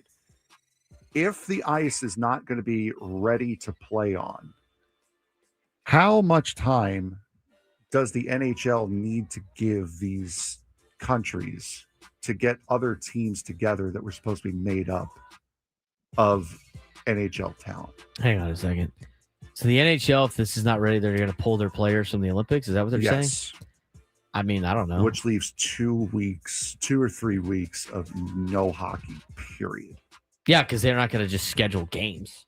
Yeah, no. There's just going to be nothing on. Yeah, and they're not going to change the schedule around because that's why you're seeing so many games clustered together this year. I was going to say, I feel like the Ducks are playing like every night. Yeah, it's because they're taking 3 weeks off in, I think it's February, for the Olympics. The NHL shuts down for 3 weeks for the Olympics. I think they what's it called? I think they're going to figure it out.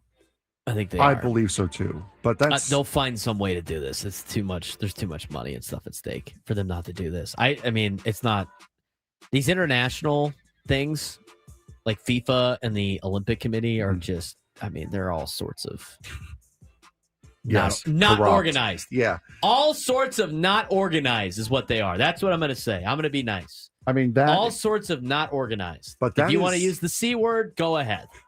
But that is, well, for FIFA, absolutely. FIFA especially. But that is a big problem, like for USA hockey and Canada hockey, because a lot of those teams are going to be completely NHL stars.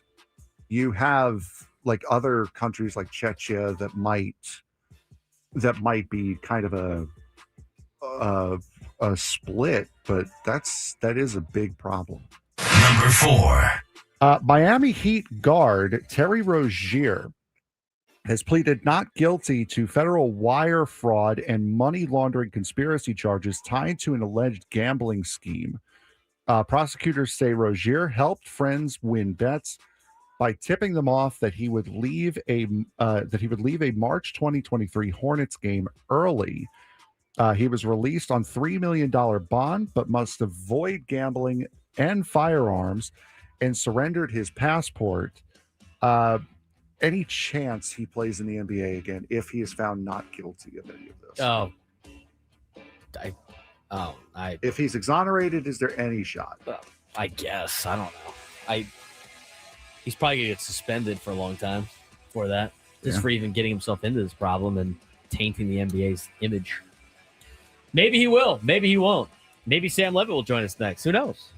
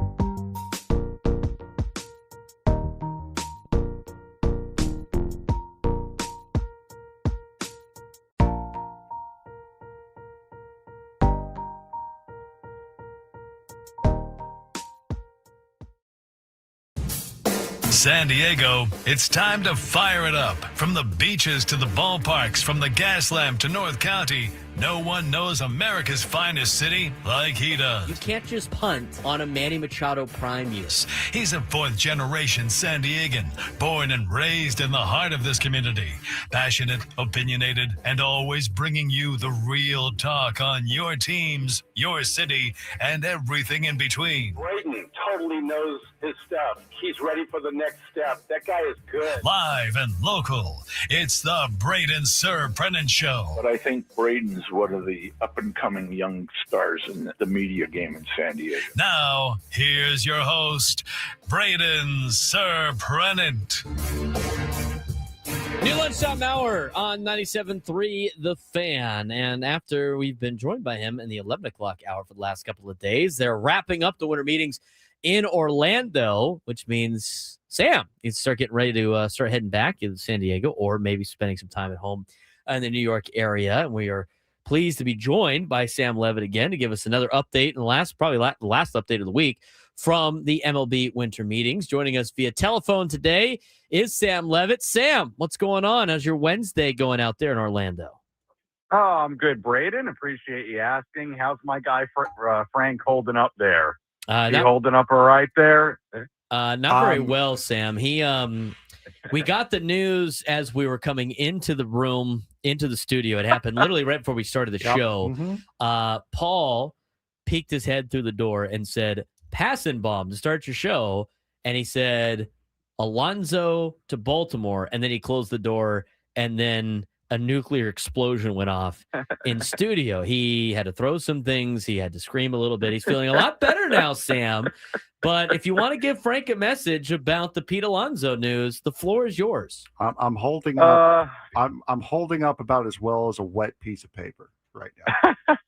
Yeah, I mean, it's hard to understand. Look, obviously the big news of the day. I think it's a great signing for the Orioles. It's nice to see them spend and really aggressively go after a free agent. I think you can make the case from a Padres standpoint. Nice to have Alonso out of the National League. I think from a Mets standpoint, it's been a really, really sort of weird, rough 24 hours between Diaz and now Alonso. And you're not only talking about, I think fan favorites there in New York, but you're also just talking about good players, and the Mets really being unwilling to seemingly like go all out to keep these guys. So, I don't know. To me, Alonso, he's not a perfect player, but 40 home runs, 120 RBIs does not grow on trees. So it'll be interesting to see what their plan is. But Pete Alonso to Baltimore, another big signing here at the meeting. What is the before we start diving into some of the stuff? You had some great stuff with AJ Preller in a little bit of a scrum. I thought that was the first time that we actually got to see a more candid AJ, that like we would be able to talk to off air without any cameras or any type of audio record. That's kind of how that really felt like. It seemed like it was it almost seemed like you were wiretapping AJ Preller. That's how candid he seemed during that little scrum. I mean, you hear Dennis Lynn in the background. I thought you guys were all meeting in a boardroom. That's what it sounded like when we played it back. But, to me, it seemed like he was the most calm that we've heard AJ. And, he had some information about whether or not they want to trade Fernando Tatis Jr. They're listening to phone calls. And he really squashed it down for as much as AJ would, Sam. Yeah. Yeah, I mean, look, he will not, and no surprise, and he's just not going to do it. He's not going to come out and, and emphatically say, we would never. And he's not going to do that for any player. That is not AJ Preller's way. It's not the way he does business. But you're right. He went probably as far as you're going to hear AJ go, to say that, they're not trading Fernando Tatis Jr. Now, at the same time, he also explained, as you, I think, played, kind of part of the process that teams do call and they do say, something to the effect of, we know you're not going to want to talk about him, but, if you ever are, we're going to be interested in such and such player. And I'm sure they've got that call about Fernando, many calls about Fernando because of the friendliness at this point, quite frankly, of his contract, the Padres payroll, for a variety of reasons. So look, I think with AJ, you have to very much be in a mind state of never say never. He's never going to come out and emphatically say that somebody's off the table. He's not going to do it about any of his guys. But you're right. I would put it as highly, highly, highly unlikely that Tatis gets traded. Never say never, obviously. But I suppose from that standpoint, it was good to hear AJ get as close as he's going to get to kind of telling you that he's off the table. We're talking with Sam Levitt, who's has his final day in Orlando at the winter meetings. This is kind of the cool down day. And once they do the Rule 5 draft, it seems like everybody departs. That's what, at least in the couple of times that I've covered the winter meetings, that has been the case. Let's talk about the pitching standpoint for the Padres, Sam. Obviously, again, you talked with A.J. Preller one-on-one. You talked with him in the scrum. And the report from Kevin Acee last night was alluding to the Padres don't really want to pull from their strength, their bullpen, in order to improve their weakness, starting pitching.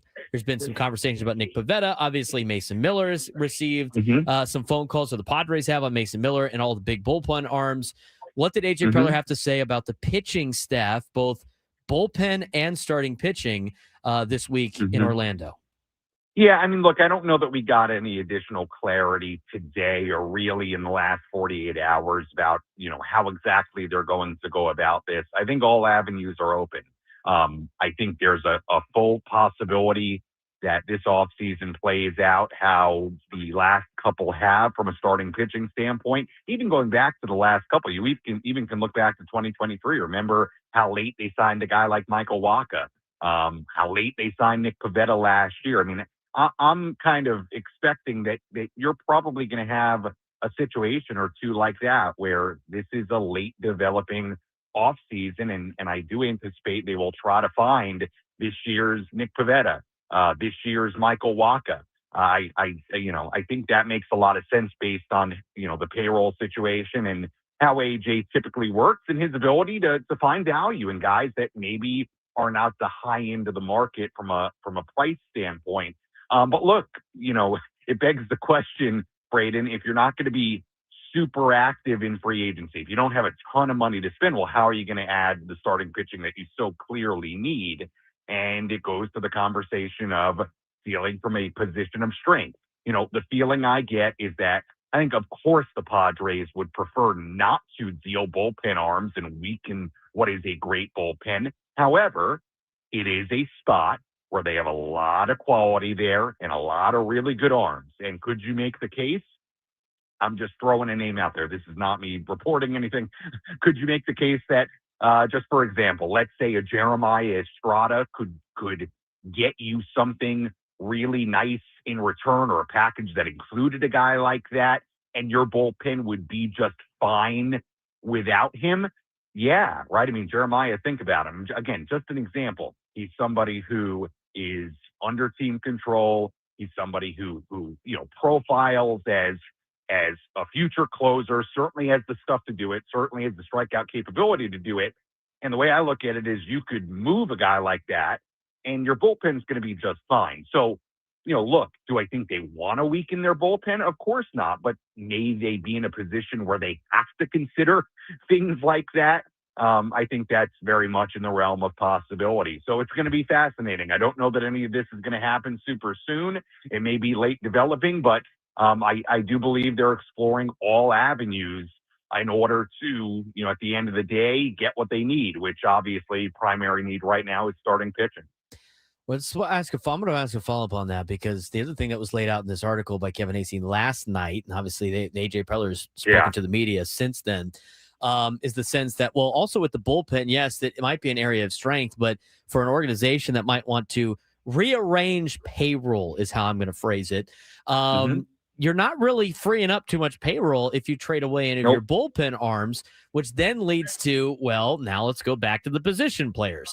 AJ Preller has mentioned that they, not really interested in trading away Fernando. I can't imagine them being interested in trading a Jackson Merrill.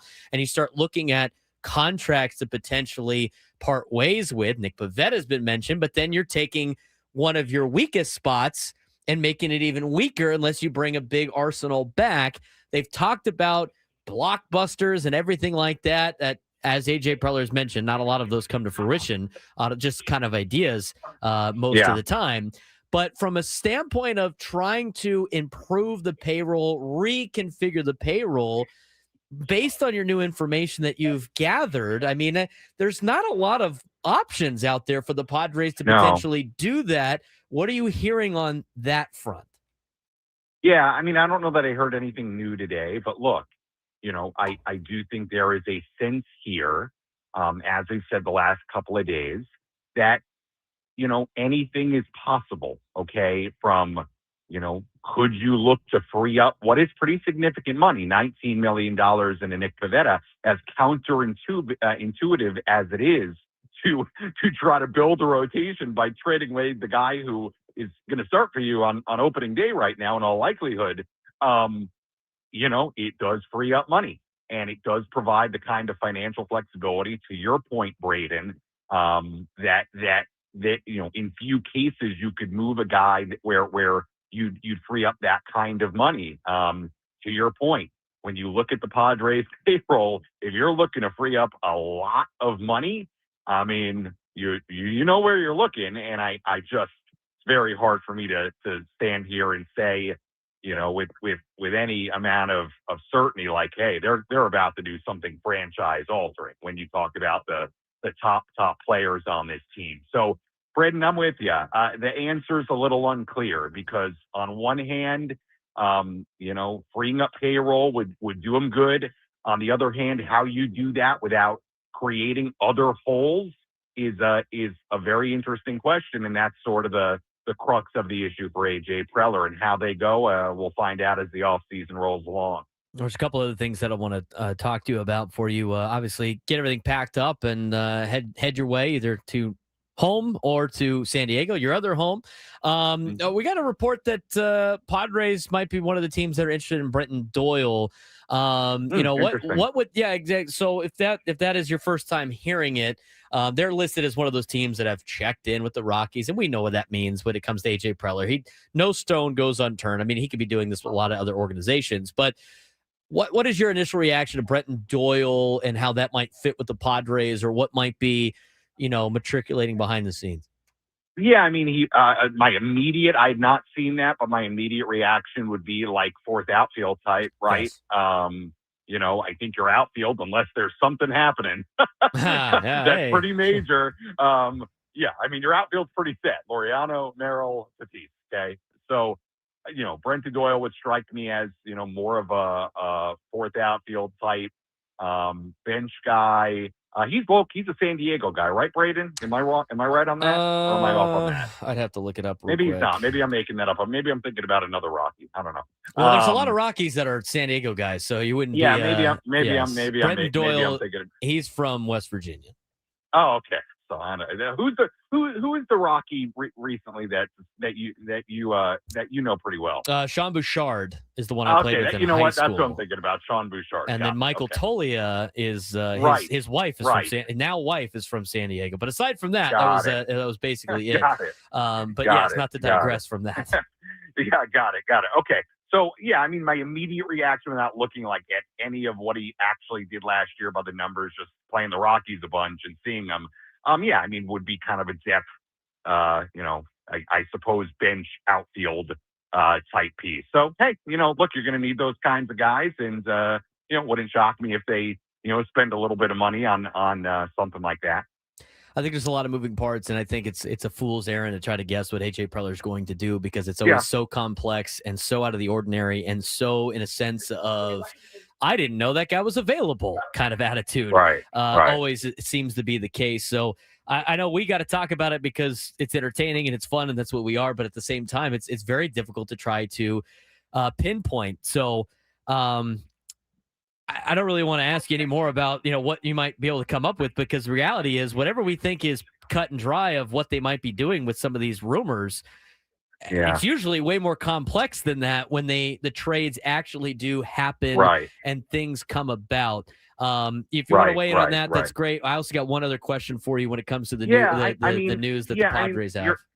Yeah, I mean, you're right. Look, it's it's always tough, and to his credit, AJ keeps things very close to the vest, and he now has this very long track record of doing things you don't expect and doing big things.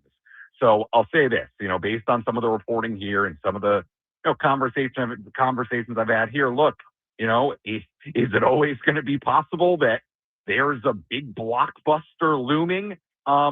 Yeah, it's always going to be possible with AJ. I don't know if that's going to be a reality this offseason. But I do think when you talk about AJ and the Padres that, it opens up the possibility to anything being possible. And I do think AJ is naturally kind of that kind of general manager. So we'll see. You're spot on. It's hard to predict. It's hard to know. It's part of what makes it exciting. It's part of what makes it, I don't know what the heart racing as well. So we'll see how it all plays out. Makes it very entertaining during the offseason, I tell you that. All the rumors and everything like that. Entertaining, that's the good word. That's entertaining. The right word. It's definitely entertaining. We got the word today that the Padres and the Diamondbacks are going to be playing in Mexico City again this year. What do you have to report on that particular matchup? Is it a home game for both teams, one each? What's the latest on the Mexico City series? Braden, I don't know. I have to look into it, see if I would assume it's a home game for both teams. I'm trying to jog my memory of who they played the last time they were in Mexico City.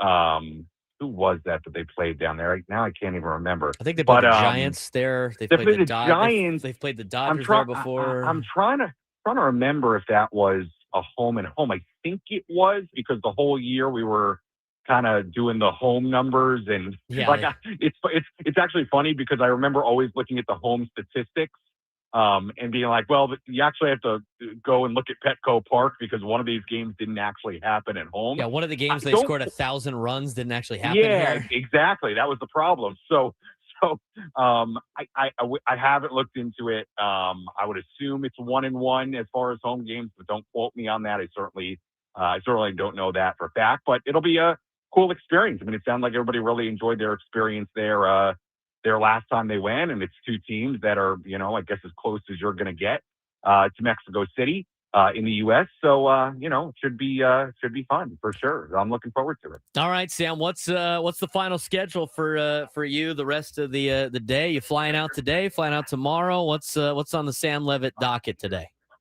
Flying out tonight. So I am about to hop in an Uber here to the airport in just a little bit. And let's just cross our fingers that nothing happens between now and the end of tonight. That would have Adam Klug very, very unhappy. But I think Adam would agree, based on winter meetings past, that the move is leaving tonight. It's the move is leaving tonight, and you kind of cross your fingers that nothing crazy happens before the end of tonight. Yeah, once the Rule 5 draft happens, if you're still sitting around, it's time to get out of there. For sure. Yeah, day 3, the Wednesday, for sure, is much less hectic than the first 2 days. Like it starts clearing out. So it's definitely the right move. But hey, if you are an Orioles reporter and you left this morning, well, you got a bit of a problem, right? Or you're even a Mets reporter and you left this morning. So you don't want to leave too early. I never leave early in the day, but I usually schedule the flight for, sometime in the early evening, and gives you a while to see what happens here. Well, Frank and I are going to be trading places with you on the East Coast as we fly by each other later on this evening. So safe travels, Sam, back to San Diego, wherever you're going. And we look forward to talking to you, hopefully, with some Padres news later on this week or maybe next week. All right, guys. Thanks so much. Have a good trip.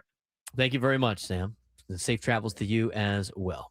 See, Frank, I know you're talking to he's a lot better spirits than I want to know. Sam probably already he's had some time to cool off. Yeah, that.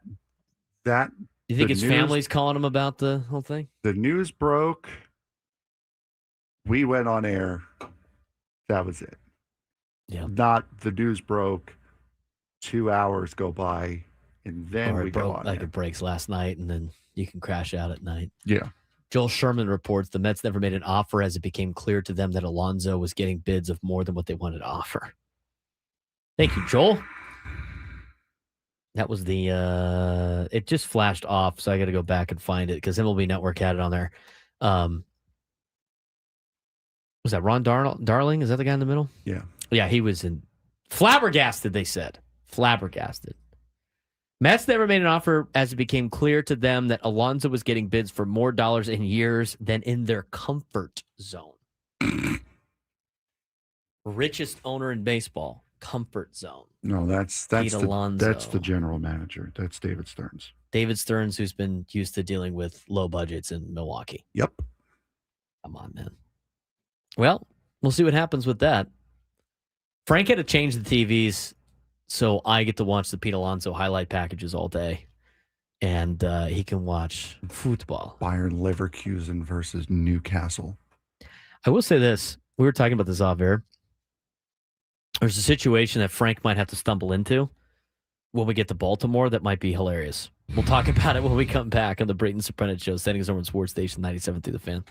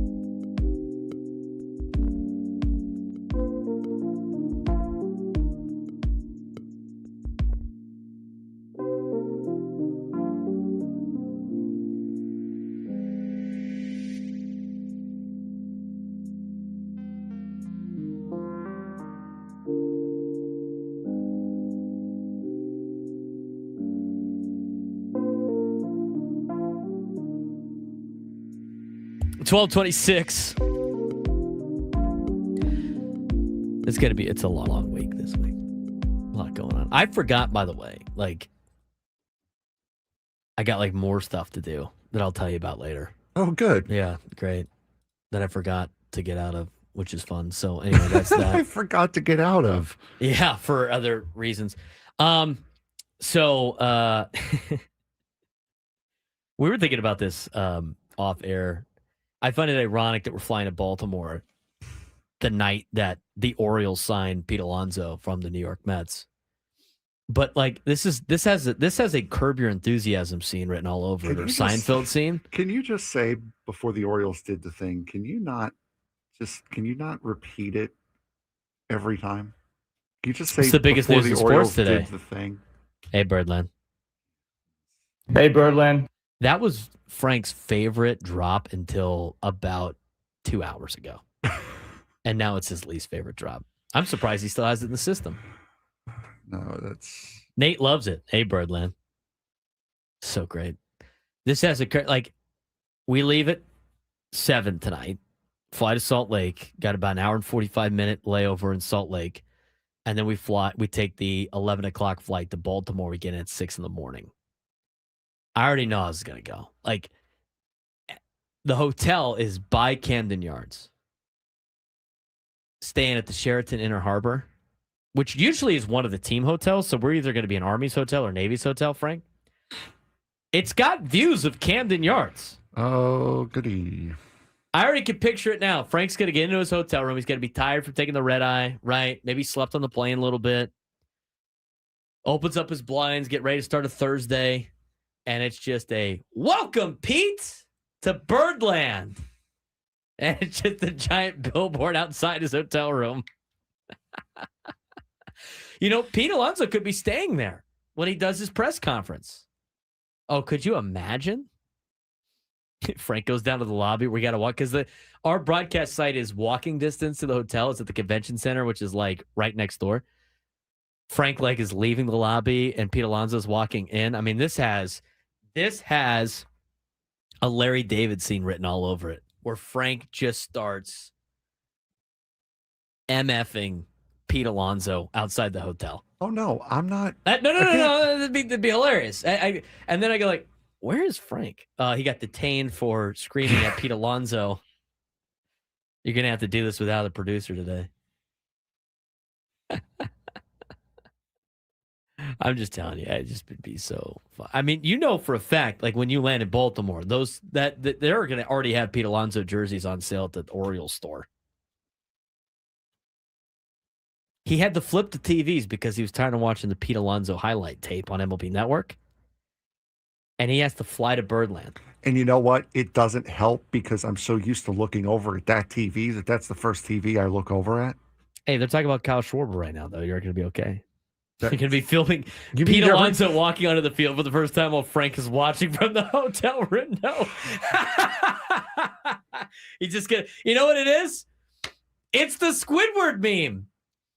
Frank's going to be in his hotel, staring outside the window into Camden Yards and seeing Pete Alonso frolicking with the Orioles mascot. It's the Squidward meme in real life. That is hilarious. It's a good call, Juan. I feel bad saying it, but it's kind of funny. Come on, Frank. It's kind of funny. So much for saying I can't make fun of him today because he's already so broken. Juan, thanks, bud. That is hilarious. Appreciate you. He is the Squidward. Juan, I'm gonna need you to make that meme. Get a photo of some of Camden Yards from a different room, and then Photoshop Frank in there looking, or Squidward, and put Frank's face on it, and then Patrick and SpongeBob with Pete Alonso's face and the Orioles logo. Oh, that is hilarious. I didn't even think about that. That's even funnier. I mean, luckily for you, Frank, you can't see inside Camden Yards from your hotel. You could just see it in the distance. Yeah, that's better. Hopefully we get a welcome to Birdland from the press conference. Welcome to Birdland. Hey, Birdland. I love it. I feel bad, but also like it's at the point now where Frank is internally laughing his ass off right now, so I feel okay about it. He knows it's No, funny. I am. No, You know it the is. Squidward It is meme funny. right now is It funny. is funny. Yeah. That is hilarious. No, it is. It's hilarious. Yeah. And again, Frank's not mad at the Orioles or Pete Alonso. He's mad at the New York Mets for not even offering him. I mean, you can't be mad at Pete Alonso for moving on when he didn't even get an offer. No. Didn't even get an offer. Mets never made an offer as it became clear to them that Alonso was getting bids for more dollars in years than in their comfort zone. That is the report from Joel Sherman. I just realized I'm charging my phone with a charger that's not plugged in. Let's just keep adding it to the day. You know what? You might have to take a different flight. The day started for Frank today, getting a text at 5 o'clock in the 5 morning a.m. confirming the ride from the airport to the hotel in Baltimore. My thought with that is it's an automated thing. No, I understand. I completely understand it's automated. You're sending it to somebody who is flying from San Diego to Baltimore. So you would have to think that person is not in your time zone. Why? I don't think AI figured that part out. Like, come on, man. So it started with that, and then the news, and then he got a nosebleed. Yeah, I got a nosebleed from he's charging his in the first phone, but segment. it's not working because it's not plugged in. This is why the engineers go, is it on? Well, no, the last 5 or 6 times I've looked, the thing has been plugged in. So I just plugged the charger into my phone today, and I just happened to look over in the middle of this segment and add it to the list. Saw it wasn't there. You know what though? Angie the dog is here. And yes, Angie is here to save Frank's day. That outweighs everything else. No, that outweighs the phone not charging because the thing wasn't plugged in. You think you're having a rough day? Yeah. The University of Utah in the next couple of years might be having rough days. If anyone listening out there, if you think you're having a rough day, just remember, you're not me. It could have been worse. He could have signed with the Yankees for a 2-year deal. That would have been worse. That would have been worse. What's worse, him signing with the Yankees or signing with the Phillies? Philadelphia, are you kidding me? Philadelphia is way worse than the Yankees because you got to deal with them all the time. Yes. I don't see you hate watch Philly as much as you hate watch the Yankees. Because I try to ignore the fact that Philadelphia even exists. All right. Fair enough. I guess it could have been worse. What about the Braves? Yeah, that's not good either. Not good either. Marlins? That would have been kind of funny. That's just as bad as Baltimore. It's probably just as bad as Baltimore.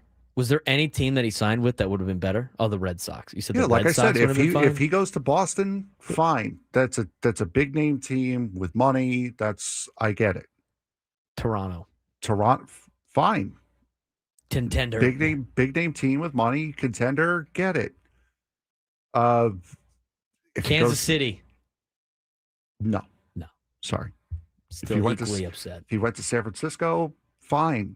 The Braves would have been funny because Adam walking in with a Pete Alonso jersey would have been hilarious. That would have been just like stirring the pot. Yeah. Mm-hmm. Anyway, we talked about this yesterday. We got some more details on it. The future of college football. We're gonna talk about Utah and the deal they made with the Devil when we come back. And then in the 1 o'clock hour, we're gonna reset. Play a lot of things from AJ Preller that were mentioned earlier on the show. Sam Levitt did a good job of tracking him down. He had some interesting things on the starting pitching market, but also on what they're listing on. And if they're listening on calls on Fernando Tatis Jr. We'll talk about that later on the show as well as we go to break. On the Braden Surprenant Show, San Diego Summer Sports Station 97 through the Fan.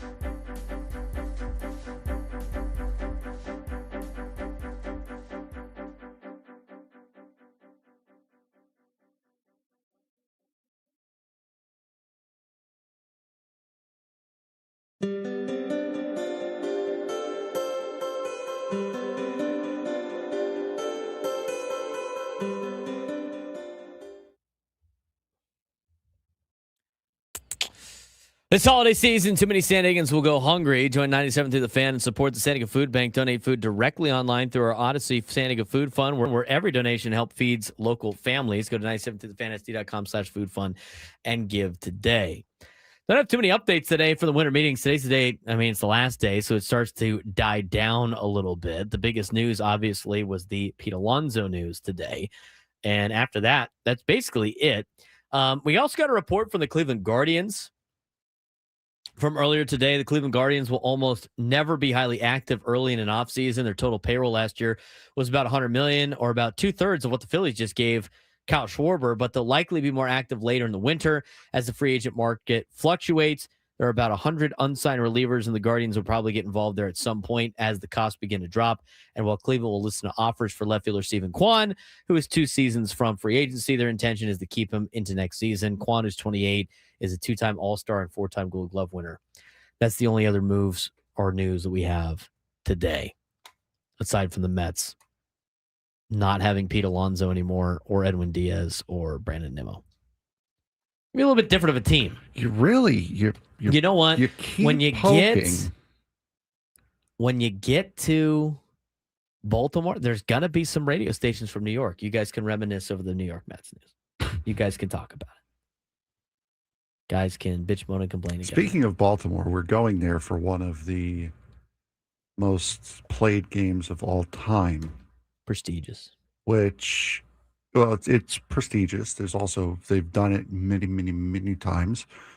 And I'll say that will be a hint if you want to call in for the midday sports standoff today. 833-288-0973, 833-288-0973. If you can call in and take me down in sports trivia, you'd be qualified for a shot at our grand prize, 2 tickets to New Kids on the Block in Las Vegas on June 26th, a 2-night stay at Park MGM, and a $100 gas card. Calling all blockheads. New Kids on the Block just announced 2026 dates for their Right Stuff Las Vegas residency at Dolby Live at Park MGM. Don't miss all of your favorite hits. This are live in Vegas with New Kids on the Block. Happens February through October of 2026. Tickets on sale now at Ticketmaster.com. 833-288-0973, 833-288-0973. Give us a call. Take me down in sports trivia. Involves college football today. You think you can do it? You can potentially win a chance to go to Vegas, which we haven't had too many qualifiers this month, and we don't have too many more opportunities moving forward. So less opportunities as well because of the Christmas break at the end of the year. That's right, because of shows and everything like that. So let's see if we got a contestant there. We got a couple people. I think we got some here. All right, we'll see if we can get to that. Let me know when. I will let you play the open when we are ready for a contestant, as we will get that going here. When we come back at 1 o'clock, we're going to replay some of the stuff from AJ Preller earlier today. We're going to talk about that Utah private equity situation. That's kind of crazy. And then Philip Rivers got introduced today in front of the media. What did Philip Rivers have to say about returning to Indianapolis? He might start on Sunday. We'll talk about that and some things to watch for in the National Football League to finish up the show. We got a contestant ready to go? Yes, we do. Let's get to the Midday Sports Standoff. Welcome to Midday Sports Standoff on the Braden Surprenant Show. I can't believe what I'm seeing right now. The ultimate head-to-head battle where sports knowledge and quick thinking collide. No, it's no good. Are you kidding me? Contestants will go toe-to-toe with Braden in a sports trivia deal where every correct answer brings them closer to victory. Down the sideline! Wow! Unbelievable! But 3 strikes and it's game over. This is not Detroit, man. This is the Super Bowl. Can you outsmart Braden? The Midday Sports Standoff starts now.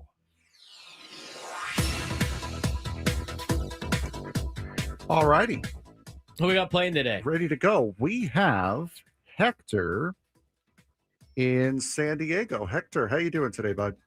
Good afternoon, fellas. Good. How about yourself? Good. All right. So today's topic, as we mentioned, Army-Navy has been played a bunch.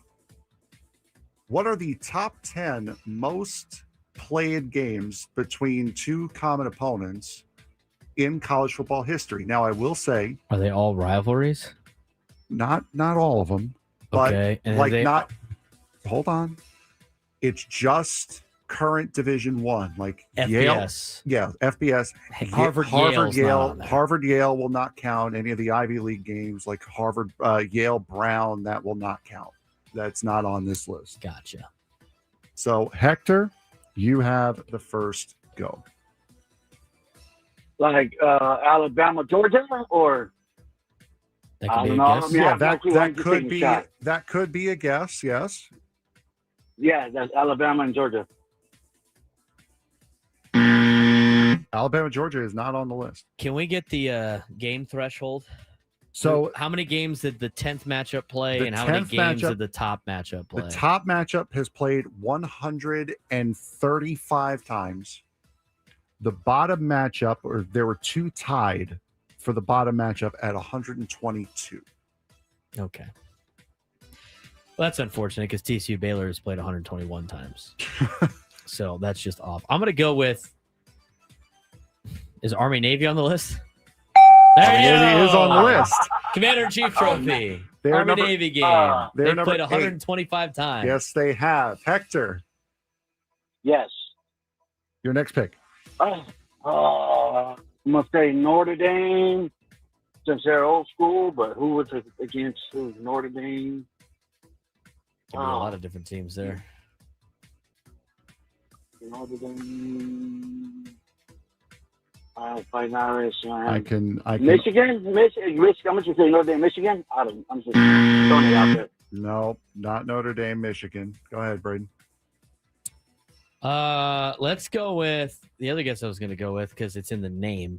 It's the Deep South's oldest rivalry, Georgia and Auburn. Georgia and Auburn is number 2 on the list. They played 130 times. Hector? Yes. Who else? The UC. I'm saying the Trojans and Trojans and UCLA. I guess UCLA, US, USC, UCLA, not on there. Hector, I'll give you another strike because the first one it was without the threshold. So I'll give you another chance. Go ahead, Braden. Stanford, Cal.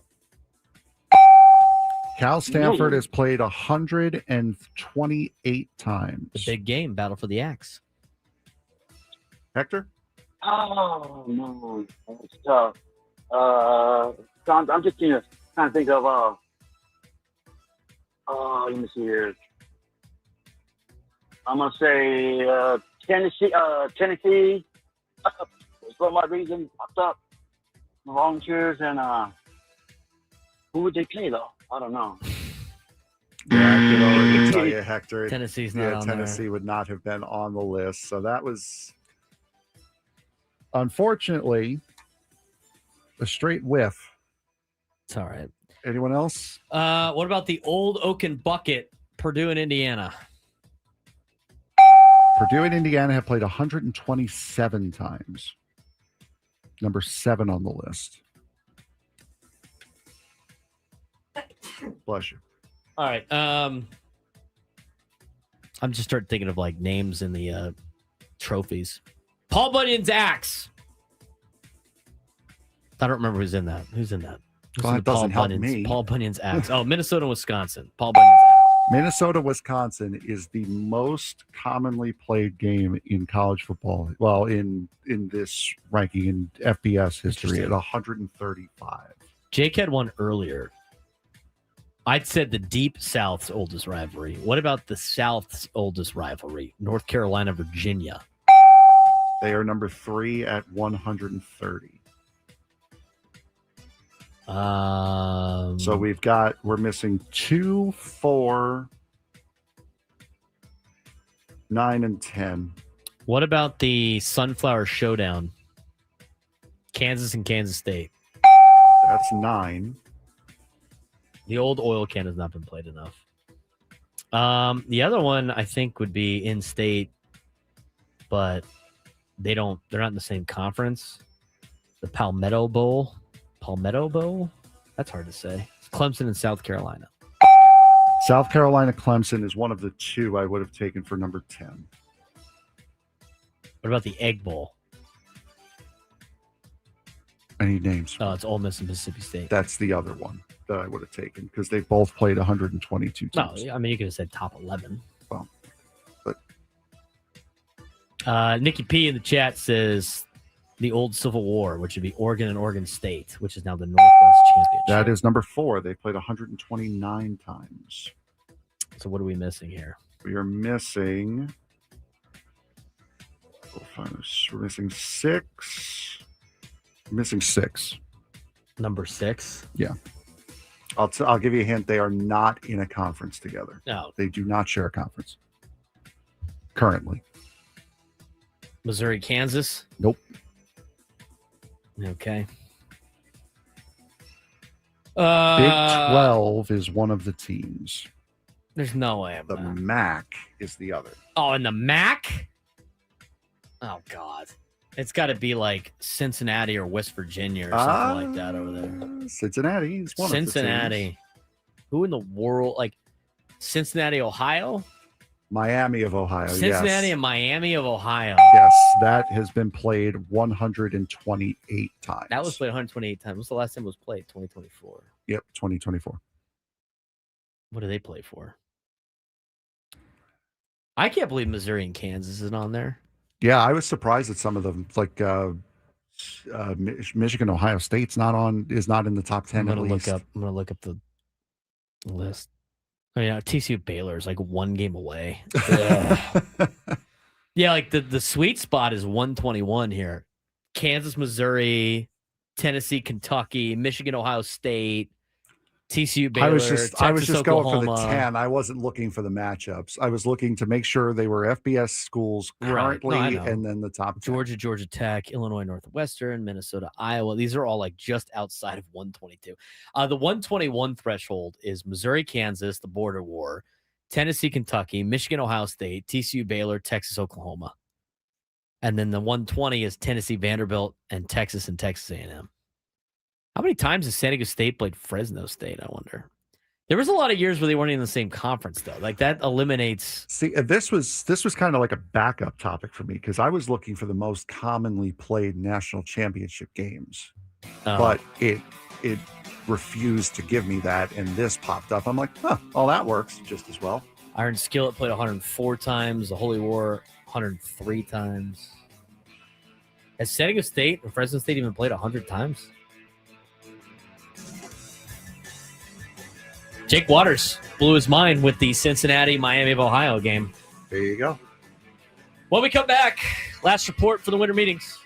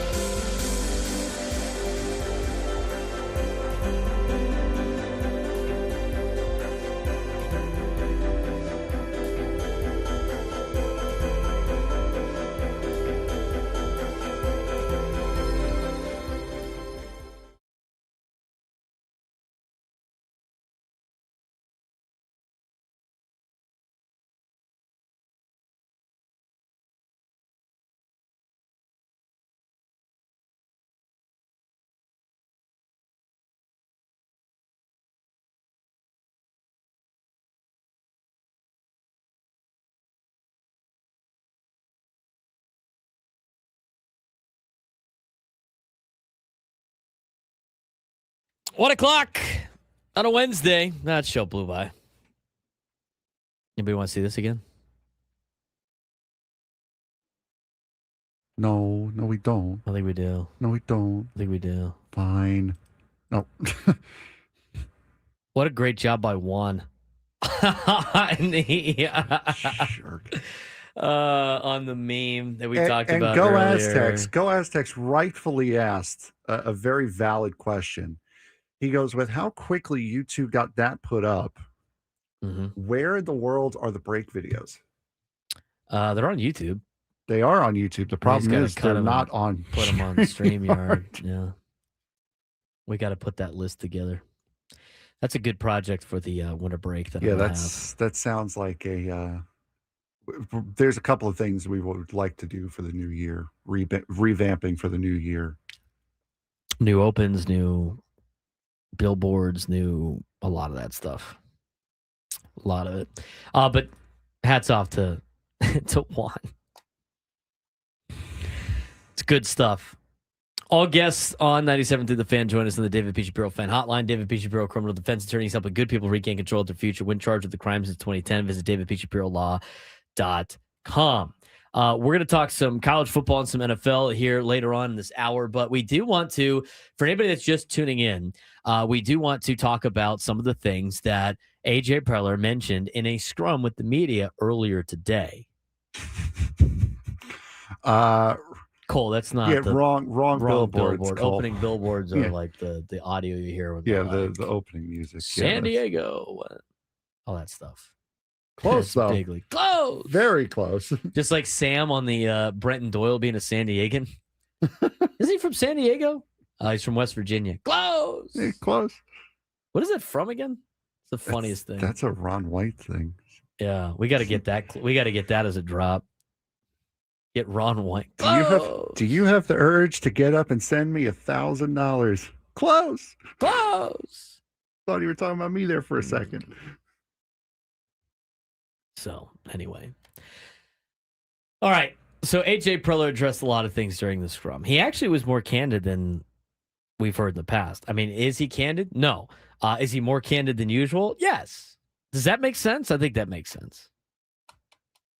Wow, Cincinnati 61-60-7 against Miami of Ohio. To go back to that last question we did. Wow. In the 120 something times that they've played, 120 whatever times. Jake, get ready because we're going to be doing college football, Army, Navy questions over the next 2 days. So let's get to correct. I forgot it's also time for the biggest fan. It is.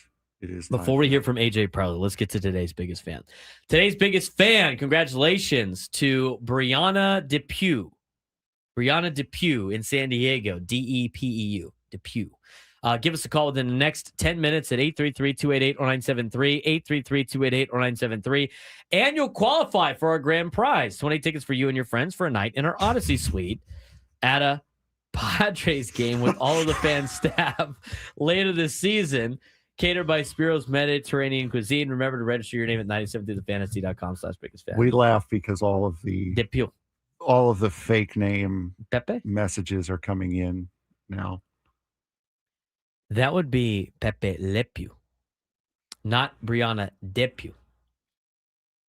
We're giving the biggest fan to French people. Pepe's daughter.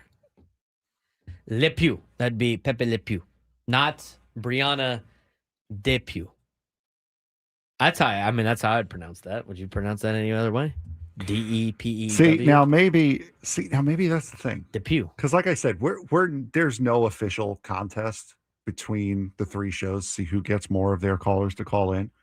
Close. Yeah. Maybe we should get the caller so angry that they have to call in. Like, they heard me. I'm at work right now. I'm in a meeting, but I can't call in. We start making fun of the name, and then we get them so mad that they stop what they're doing and call in. Nate immediately was like, Pepe? Depew. Brianna Depew in San Diego. Depew. If you know Brianna, tell her to call us. 833-288-0973. Don't tell her the chat's making fun of the name, please. Because I'm sure all the jokes that are being said in the chat, she's heard more than 1,000 times. Yeah. So let's just be cool. Let's just play cool. Pepe. That's not playing cool. Isn't is the shrimp from the Muppets? Isn't his name Pepe? Yes. Pepe Prom? Yeah, Pepe the Prawn, yes. Is that his name? Yeah. Yeah, Pepe the King Prawn. That's another great Pepe. He's hilarious. I love Pepe the Prawn. So funny. But it's actually okay. Squirrel! Hey, he's throwing in Pepe, man. We got Pepe Le Pew. We got Pepe the Prawn. We have Pepe de Preller that we can get to here. AJ Preller spoke with the media today, answered a lot of questions about Fernando. And is he untouchable? He gave an answer. Here's what AJ Preller had to say. I'm just wondering, generally, have you always, I'm kind of assuming here, but have you always found the term untouchable kind of a silly term? It's like, I don't think you've ever gone on the record to say this guy's untouchable. Yeah, I mean, I think we look at it again, like there's a bunch of guys on our roster that we're not looking to have conversations about. If somebody wants to call and say, hey, like, and that's happened this offseason where they called and said, hey, would you talk about this guy? I said, we're not talking about, those players. I don't see us doing that. If somebody wants to say, hey, would you do this? Then you're not going to just like cover your ears and say, hang up the phone immediately, but I think for us, again, we have, I've seen the reports on Tatis and things like that. Like Tatis is one of the best players in baseball. We believe he's, one of the top guys in baseball. He's a 2-time platinum winner. He's a guy that's taken over, portions of seasons and, in games and playoff series and everything like that. And, I think for us to get to where we want to get to, we need Fernando to look up, and we think he can be an A-lane MVP, whatever kind of category you want to put on it. He can be that, that type of player. And I know Craig going down there, Dominican, kind of starting that process of talking to him about, being that kind of player for us this year. And every one of the whiteboards and the different versions and iterations of the team and roster we put up there is with Toddy right in the middle is, hopefully, one of the top players on our team this year in terms of the roster build. So, again, we like our group, we like our players, we like the core group that we've signed. Expecting those guys to carry a lot of the production and leadership piece for our team next year. So is he untouchable? Dennis said he doesn't like that term, so but he's somebody that again we're not talking about. So however you want to view that, if you want to say that's untouchable, you can say that. Does that stop teams from asking about him? No, but that's like any player. That's not just Toddy. That's like any player. Like teams will start the conversation. I know you're not going to talk about this guy, just to let you know if you ever did. We have interest in this guy, and then we go on and talk about, some other players and some other things that are a little more realistic. So, I believe you once told Mad Dog if someone wanted to trade 2 Tatises for Tatis, we would do it. That's definitely that's why I don't think you ever, the idea of like covering up the phone and I don't want to listen. I mean, you never, like ultimately, you see the Herschel Walker trade in other sports, and it's like that's why we're in these jobs, is because you want to you owe it to the organization yourself to at least hear what's out there at this time of year, that kind of on any player, like any kind of conversation. But again, we got our hit list and our target list, and we have our guys that we feel like are going to be part of our team, and that hasn't changed in these meetings or anything like that, honestly. A lot of interesting stuff there at AJ Preller. A lot of the stuff that we kind of already knew was happening behind the scenes, right?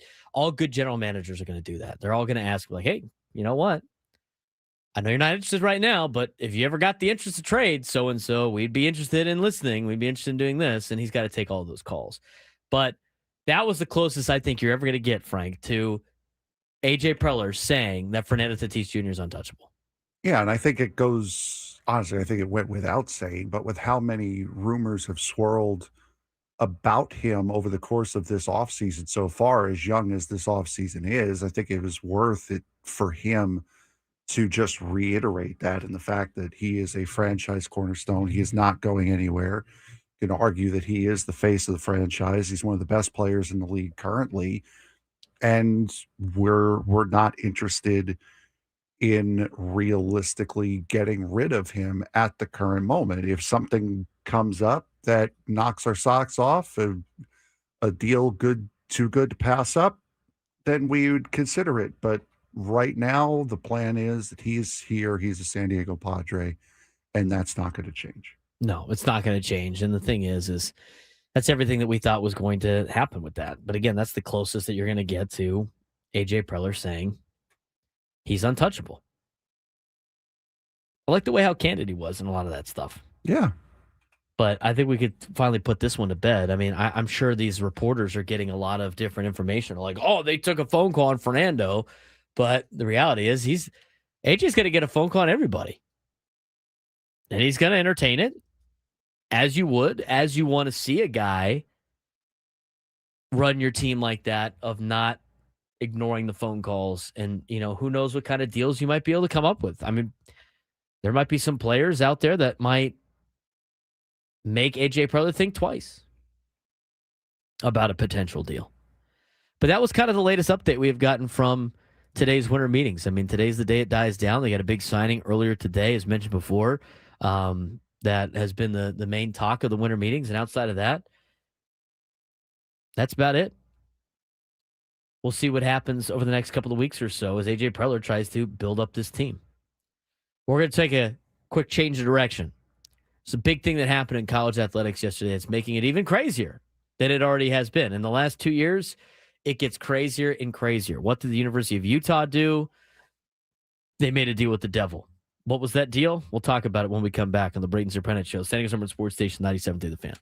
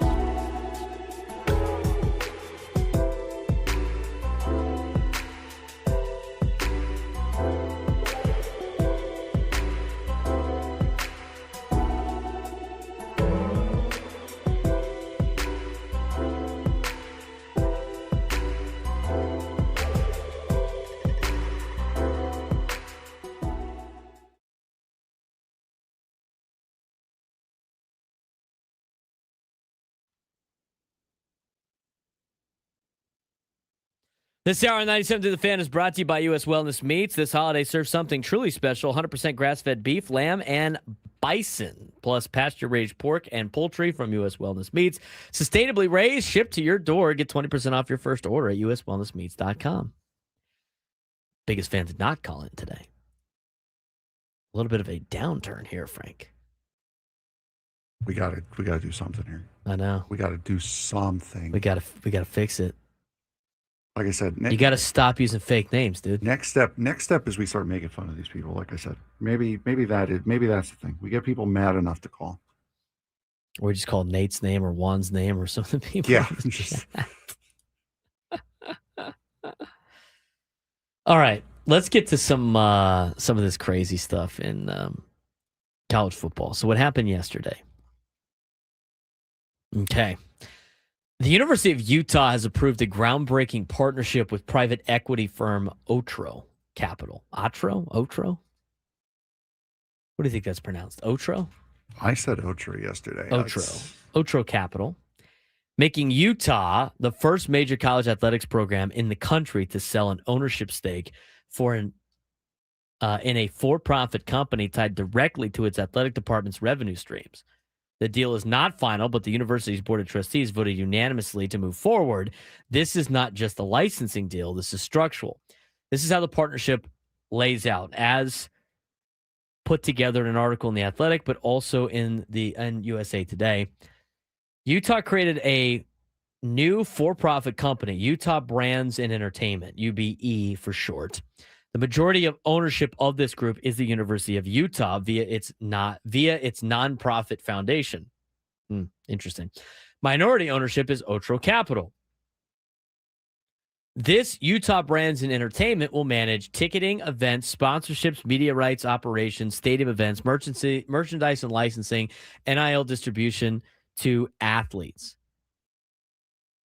The university and athletic department retain control of coaching hires, scholarships, sports sponsorships, NCAA compliance, who gets what in NIL payouts, and overall strategic direction. They are making a board for this. There'll be 4 University of Utah representatives, 2 from Otro, and 1 outside supporter/investor. There is also a buyback option if Utah ever wants to regain full control of this particular entity. No official dollar figure was released, but Yahoo Sports reported the partnership could produce up to $500 million in revenue. University president Taylor Randall suggested the arrangement will create hundreds of millions over time. AD Mark Harlan said Utah needs immediate capital in the short term, hinting at a substantial upfront payment. A possible 7-year term was discussed. What is the motivation for Utah in this? Well, Utah is now in the Big 12, a league generating tens of millions less than the SEC and the Big 10. Meanwhile, universities can now pay athletes up directly up to $20.5 million annually in football, creating new costs. Many schools are sorry, that's in general. Many schools are drowning financially. They list that Colorado is $27 million in the deficit for their athletic department. They also list that Ohio State is $37 million in a deficit. Utah did not want to increase student fees, which is what San Diego State is trying to do. Correct, Frank? Correct. Cut sports, especially women's sports and Olympic sports, and divert money from academics. They didn't want to do any of those things, so they signed on with private equity instead. Administrators said the current model was not sustainable for what they've been doing. As CFO Anthony Wagner put it, the upside is the difference between surviving and thriving. Why did Utah move first? Well, they acknowledged a widening revenue gap with the SEC and Big Ten powers, rising costs with NIL and house settlement payouts, a desire to not cut sports, a need to remain competitive after conference realignment. President Randall of Utah said there's equal risk in doing nothing. NCAA President Charlie Baker called the design, quote, well thought out and well designed. There's obviously a lot of risks and concerns about this. Private equity expects returns. What happens if revenues don't grow enough? Potential conflict between university values and commercial decision-making.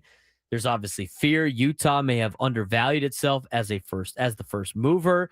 Tension between profit-driven goals versus nonprofit academic mission. Risk of a slippery slope. Does this lead to semi-pro college athletics? The agreement includes veto rights on unethical sponsorships and university oversight through audits, but many details remain unclear. Who is Otro Capital? Well, they did a little breakdown on this. They're a New York-based private equity group focusing on sports, entertainment, and media. Portfolio includes Flexwork Sports, youth sports events, stake in Formula One team, BWT Alpine. Founders have ties to the NFL, Cleveland Browns. Alpine. The French outfit. No. Semantics. MLB, NHL operations, and business management also have ties to Otro Capital. Is this the start of a trend? Probably, I would imagine. Other schools have explored similar structures, but Utah is the first to bring in an outside owner. Past efforts, Florida State explored, but backed out in 2023. Big 12 floated conference-wide private equity deal in 2024, 2025.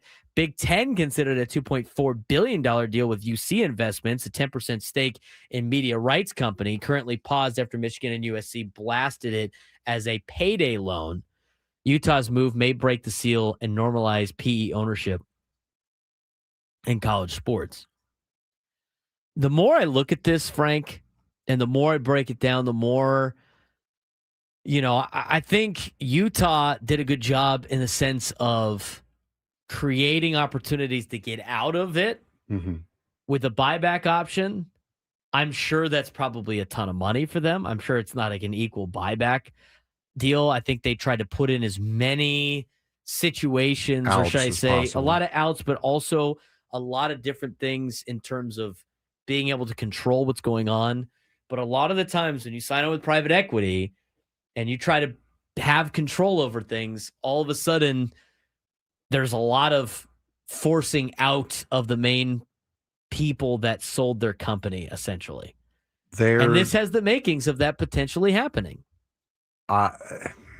They had the best intentions at heart, wanting to keep the university affordable for students to go, wanted to keep a lot of the athletic programs that would have more likely than not gotten cut. They had the best intentions in mind with the idea to do this. It's just that doing it, like actually doing it, there's so much unnecessary risk that you have to take if you're a university athletic department. And there's no doubt that if this works, I don't think it's going to happen overnight. Like, I don't think now all of a sudden you're going to see Ohio State and Michigan and them doing this. If it doesn't work out, if it works out over the next couple of years, then I see them doing it. They're going to use Ohio. They're going to use Utah as the guinea pig right now, and then give it a couple of years, see how everything develops from it. If it works, then everyone's going to do it. If not, then no one's going to do it. Or they think that or it's going to be like a Michigan who's going to say, oh, well, they're Utah. They're not a big program. We know what we're doing. And you're going to find a program that has the arrogance to try it again. It's not as crazy as you think it is, because there are certain deals like this at a lower scale. Now, it's not private equity taking over ownership, but all these schools make deals with companies like JMI, right? Like all the schools in town here in San Diego have a contract with JMI. What JMI does is they buy the media rights from the colleges, and then they sell them to entities, and then they sell the advertising. So essentially what happens is, like, San Diego State, when they have a radio deal, like radio deals in general. Yeah, it's like going on Westwood One. They get a check from said company. It could be Learfield, it could be JMI, it could be whatever. Learfield, that's the one I was thinking. Yeah, Learfield IMG used to be the deal. So like Learfield gives out a check to San Diego State, let's say. They have a deal with JMI. So I'm just using examples. So let's just say Learfield, and they had a deal with TCU for a while. They give TCU like $50 million or something. Whatever it is. Let me just use 50 for general terms. They then take those rights, and then they buy space on radio and TV or whatever it may be, and other advertising. And so they buy the real estate on a radio station. And then what happens is they buy the real estate, and then they sell off all the apps. So they sell the advertising for it, and they make their money on the advertising. The school gets one type of check. I'm sure there's other percentages in there, but that's essentially the business. Everybody wins. So the radio station or whatever, they get a check for their airtime when they're usually playing overnight stuff that doesn't cost them a lot of money. Instead, IMG or Learfield or JMI, whoever it may be, they come in, they buy the hours that you would sell advertising for. So they get paid. Radio station gets paid. The school gets a check for their media rights for X amount of years. They don't care. They're getting a check for their games being on the air. And then what JMI does or whatever, and this is just basic terms, they then sell the real estate that they bought on said media platforms or wherever they sell their ad, because they also do in-stadium boards and all that stuff. They make the money off of that. So it's everybody kind of wins in this particular deal. That's not crazy. Now, what Utah is doing is putting that on steroids. Not only is this company taking over media rights and that stuff, but they're doing ticketing and events and sponsorships, and they will take over the media rights, stadium events, merchandise and licensing, NIL distributions. I mean, they essentially, what Utah did was, we're going to get a check for X amount of dollars from Otro. Otro is going to control all of our and run all of our business stuff that we don't want to deal with. They're going to make all their money off the business stuff in some sort of percentage, which is probably going to be lucrative for Otro. And everybody wins over there at Utah. The board is interesting that they have control of it. I think the buyback option is interesting as well. I'm sure it's going to cost way more than what it is currently. And there's ways around it, but it sets you up for a lot of problems. I mean, I've already seen a congressman put out like trying to get rid of tax exempt status from the University of Utah. But this is all the crazy stuff that you have to do to compete at a high level because of TV contracts with certain conferences. And if Utah's ever going to compete with the SEC or the Big Ten, I mean, they gotta bridge the gap somehow. And this is a way that school is going to be able to do it. It's kind of crazy. It's a big risk. I think, I don't necessarily know the reward is worth the risk, but I will say this: if it works out for Utah over the next couple of years and it doesn't turn into a disaster, everybody's going to be jumping on this. Yeah, no one's, like I said, no one's going to do it right now. I don't see this as being this is a thing where a major school is going to do this right now. Definitely not the ones that already have money. Correct. I do, like I said, I do see if it works out, if it works well, then yes, absolutely. People are going to jump on this. But if it doesn't, you're either going to see no one else try it, or you're going to see a school that's like on the bottom fringe of that A tier that is arrogant enough to think that they could do it better.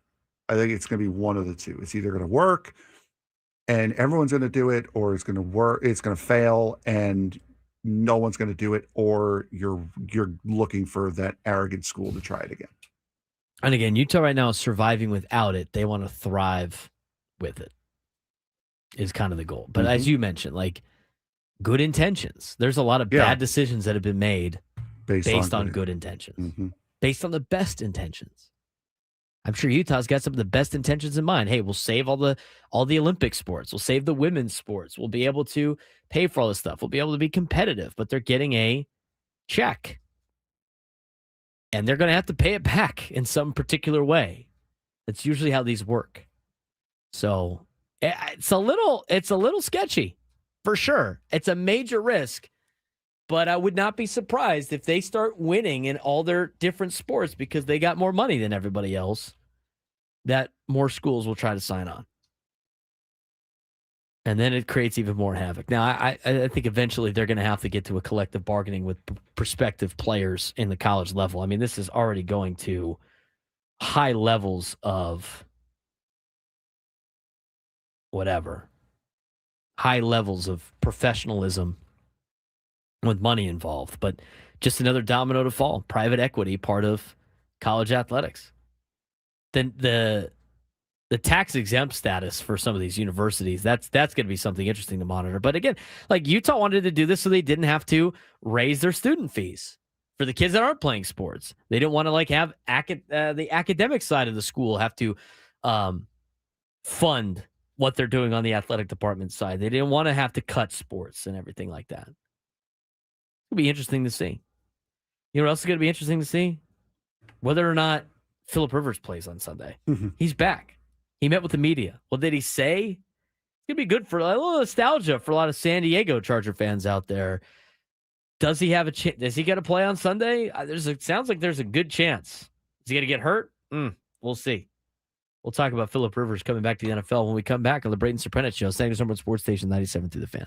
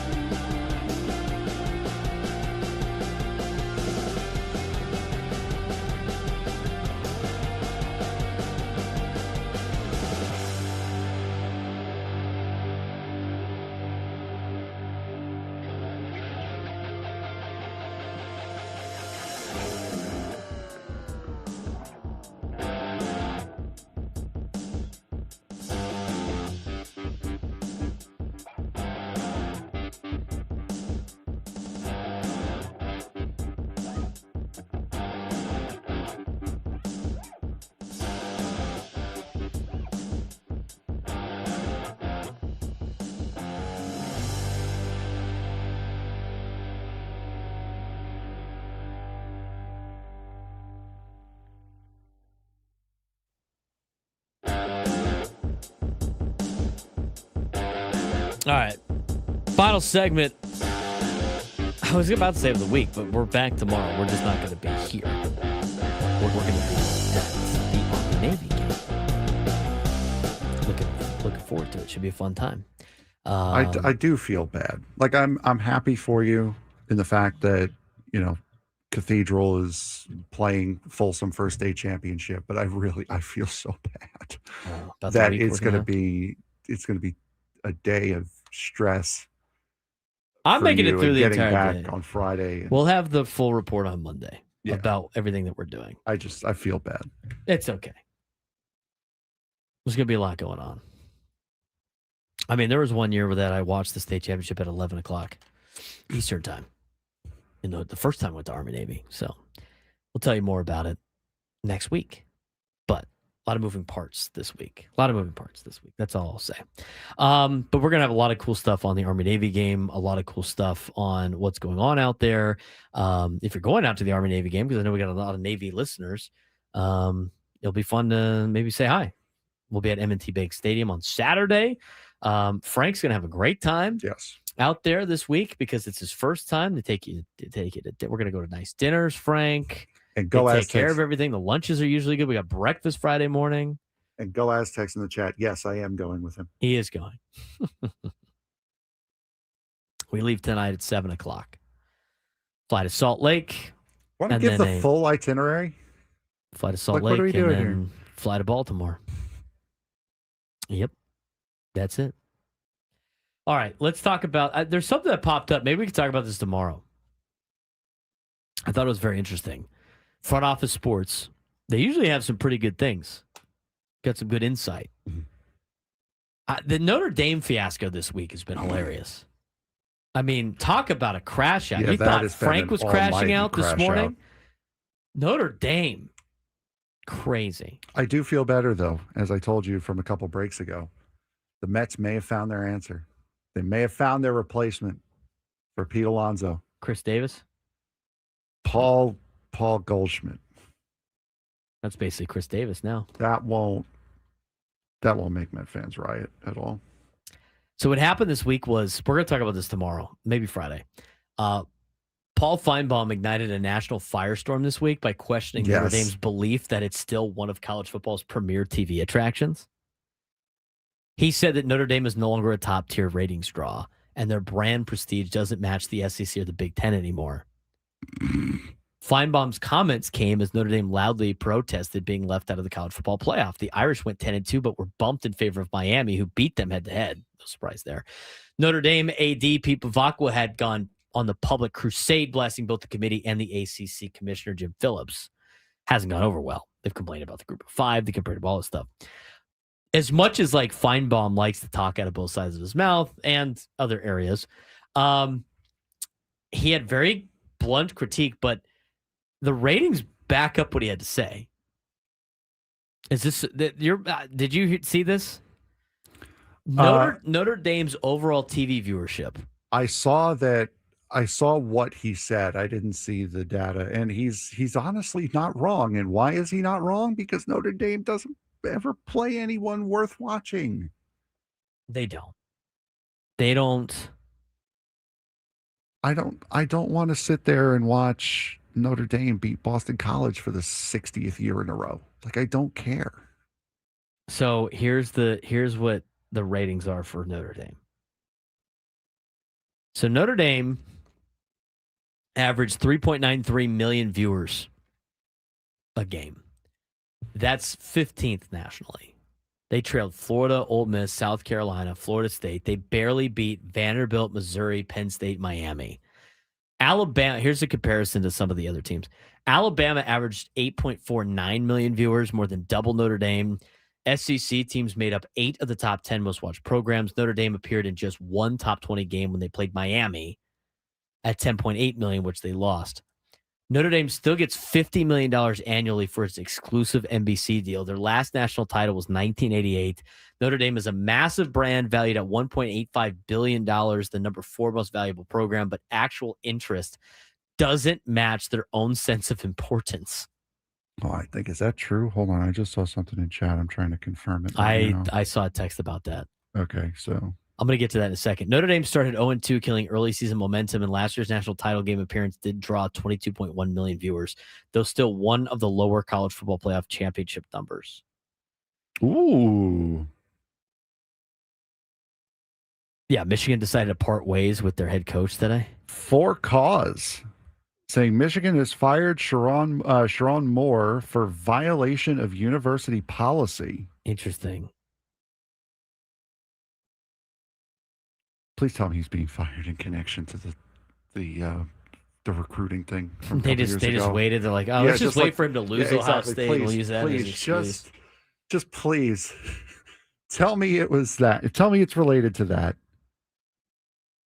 So anyway, back to Notre Dame real quick. They don't have the top level viewership that a lot of people think. And here's the other thing about Notre Dame. They don't compete against anybody. They're on national television every week. They're on NBC. They got this exclusive deal with NBC. Not only that national, they're on broadcast. Not everybody gets to be on broadcast.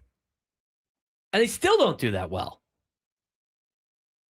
Paul Feinbaum, I don't think he's right on a lot of stuff. I think he's a lot of, biased with the SEC. He's got the data to back it up that Notre Dame is not the brand that they think they are anymore. Right, because nobody cares to watch them beat down Syracuse and Purdue every year. No one cares. You know what the result of the game is going to be. It's not appealing to me. Watching Notre Dame football is not appealing. Them beating up on bad teams and the fact that they can lose to Northern Illinois at home and it doesn't affect them ever. Then they take their ball and go home when it's all said and done. We're going to talk more about that later on. It's funny to me how that happens. Where's the latest on the Michigan? Who had the Michigan stuff? I'm seeing it from all over the place. I'm trying to find. My Twitter feed right now is all. Yeah, it's all baseball all stuff. Baseball, obviously, with the algorithm. Yeah, ESPN. Adam Schefter, Pete Thamel, and Dan Wetzel. Right now is what is who ESPN is sourcing. Pete Thamel, who's a college football senior writer for ESPN, he goes, Sharon Moore has been fired by Michigan per Dan Wetzel and Adam Schefter. The firing is set to be for cause. Michigan head football coach Sharon Moore has been terminated with cause, effective immediately following a university investigation. Credible evidence was found that Coach Moore engaged in an inappropriate relationship with a staff member. Oh boy. Biff Poggi is the interim coach. Biff? Biff. Biff? B-I-F-F. Biff. Biff. Inappropriate relationship with a staff member. Crazy. I mean, what do you say? What do you say? That guy, it's like the same thing. Like, that's why Coach Orgeron got fired, right? I believe Was that the same thing? I don't know. I just, like, people, it's funny. Like, that guy just threw away his career for that. Why? For what? I mean, what a way to just throw away money. You were the head coach at Michigan, my guy. The head coach at Michigan. Now you're not going to coach ever again, probably. I mean, and if you do, it's going to be at some small school that barely has the funding to keep the program afloat. Why? I don't know the details yet, so I can't, this is all, whatever. It's reports. This is what allegedly happened. I mean, this is what Michigan's saying. I'm sure there's two sides to every story, all that stuff. But just on paper of what Michigan is firing Sharon Moore for, why? Why? I don't understand. Why? I don't understand. Why? I mean, come on, man. Maybe just so dumb. Maybe it's because I'm still kind of new. I guess you can call 5 years in the business new. That, and especially definitely new to having a microphone in front of my face every single day. I couldn't imagine saying something or doing something so blatantly off the wall stupid to get myself into genuine, legitimate trouble. Like, I could not think of something that I could do on purpose, knowing that it was wrong, and just do it and like be okay with it. Like, I don't understand why people get the complacency that some people have in their jobs. Oh, and the thing is somebody might hire him again later, like Bobby Petrino. Yeah. But he's been a disaster everywhere he's gone. That was Nate. That was a bit. Yeah, exactly. That was a gimmick. That wasn't me doing it to genuinely irk people. That was a bit. And I didn't do it on a random day. I did it when they were here as a joke. The other thing, too, and you saw how well it worked for me. They missed the playoffs. They got swept. I mean, didn't like Coach Orgeron? I mean, I don't remember off the thing, so I don't want to like create rumors. I'm pretty sure it wasn't like hitting on some like important person at LSU's like wife or something like that. Wasn't that like part of that? I think that was part of the deal. Don't remember. But it's just, why do that? I mean, yeah, Coach Orgeron's getting considered for coaching jobs, but has he been hired yet? I mean, it comes with baggage now. The guy, Michigan's a top-level job. Threw it away. Let's have some positivity to end the show. Phillip Rivers meeting with the media today. What is it, like a couple minutes? I gotta get it back up. I did the thing. I did the search on the same thing. I had it. It'll take me 2 seconds. He got introduced today. I mean, we don't know if he's going to be. He got signed to the practice squad. He's going to get through a couple of practices. He might start Sunday. We don't know yet. Might alter some things. But here's Phillip Rivers back in an NFL locker room. All right. No Zoom. Let's go. Phil, first of all, welcome back to Indy face to face. The two questions just kind of jump out is, why do you want to do this, and why do you think you can do this? Yeah, that could be a long one. I'll try to keep it simple. I've tried to make this as simple as I can. I'm trying not to get emotional, actually, you asking that. As simple as can be is a coach that I love and an organization that I really enjoyed being with. Mr. Irsay believing in me in that year in 2020 when it didn't go so good in 2019. And shoot, the teammates that I were able to play with, 14 of them are still here. Training room's the same. PR guys are the same. Equipment room's the same. And they wanted me. And, I try to keep it as simple as that. And, a game I love to play, a game that I thought I was done playing. Certainly, I wasn't really hanging on to any hope of playing again. I kind of thought that ship had sailed. But something about it excited me. And it's kind of one of those deals, the door opens and you can either walk through it and find out if you can do it or run from it. And I know that there's risk involved, obviously, of what may or may not happen. But the only way to find out is going for it. And I just felt almost like it was a gift, another opportunity to play and cut it loose with your guys in the game you love to play, and the dream that you got to live. You may get some bonus time. So I really kept it as simple as that in my mind, and here I stand. Perfect timing right before the end of the show. How can you not root for Phillip Rivers? Yeah, I'm locked into the Colts nice now, baby. Did you see one of the tweets about it? I'm gonna say "dag nabbit" so loud. Sam is screaming. It'll be fun to watch Phillip Rivers play if he does play, and we'll see. It'll be fun to see. When we come back tomorrow, we'll be live in Baltimore. Quinn and Chris coming up next. Braden Surprenant Show, San Antonio Sports Station, 97.3 The Fan.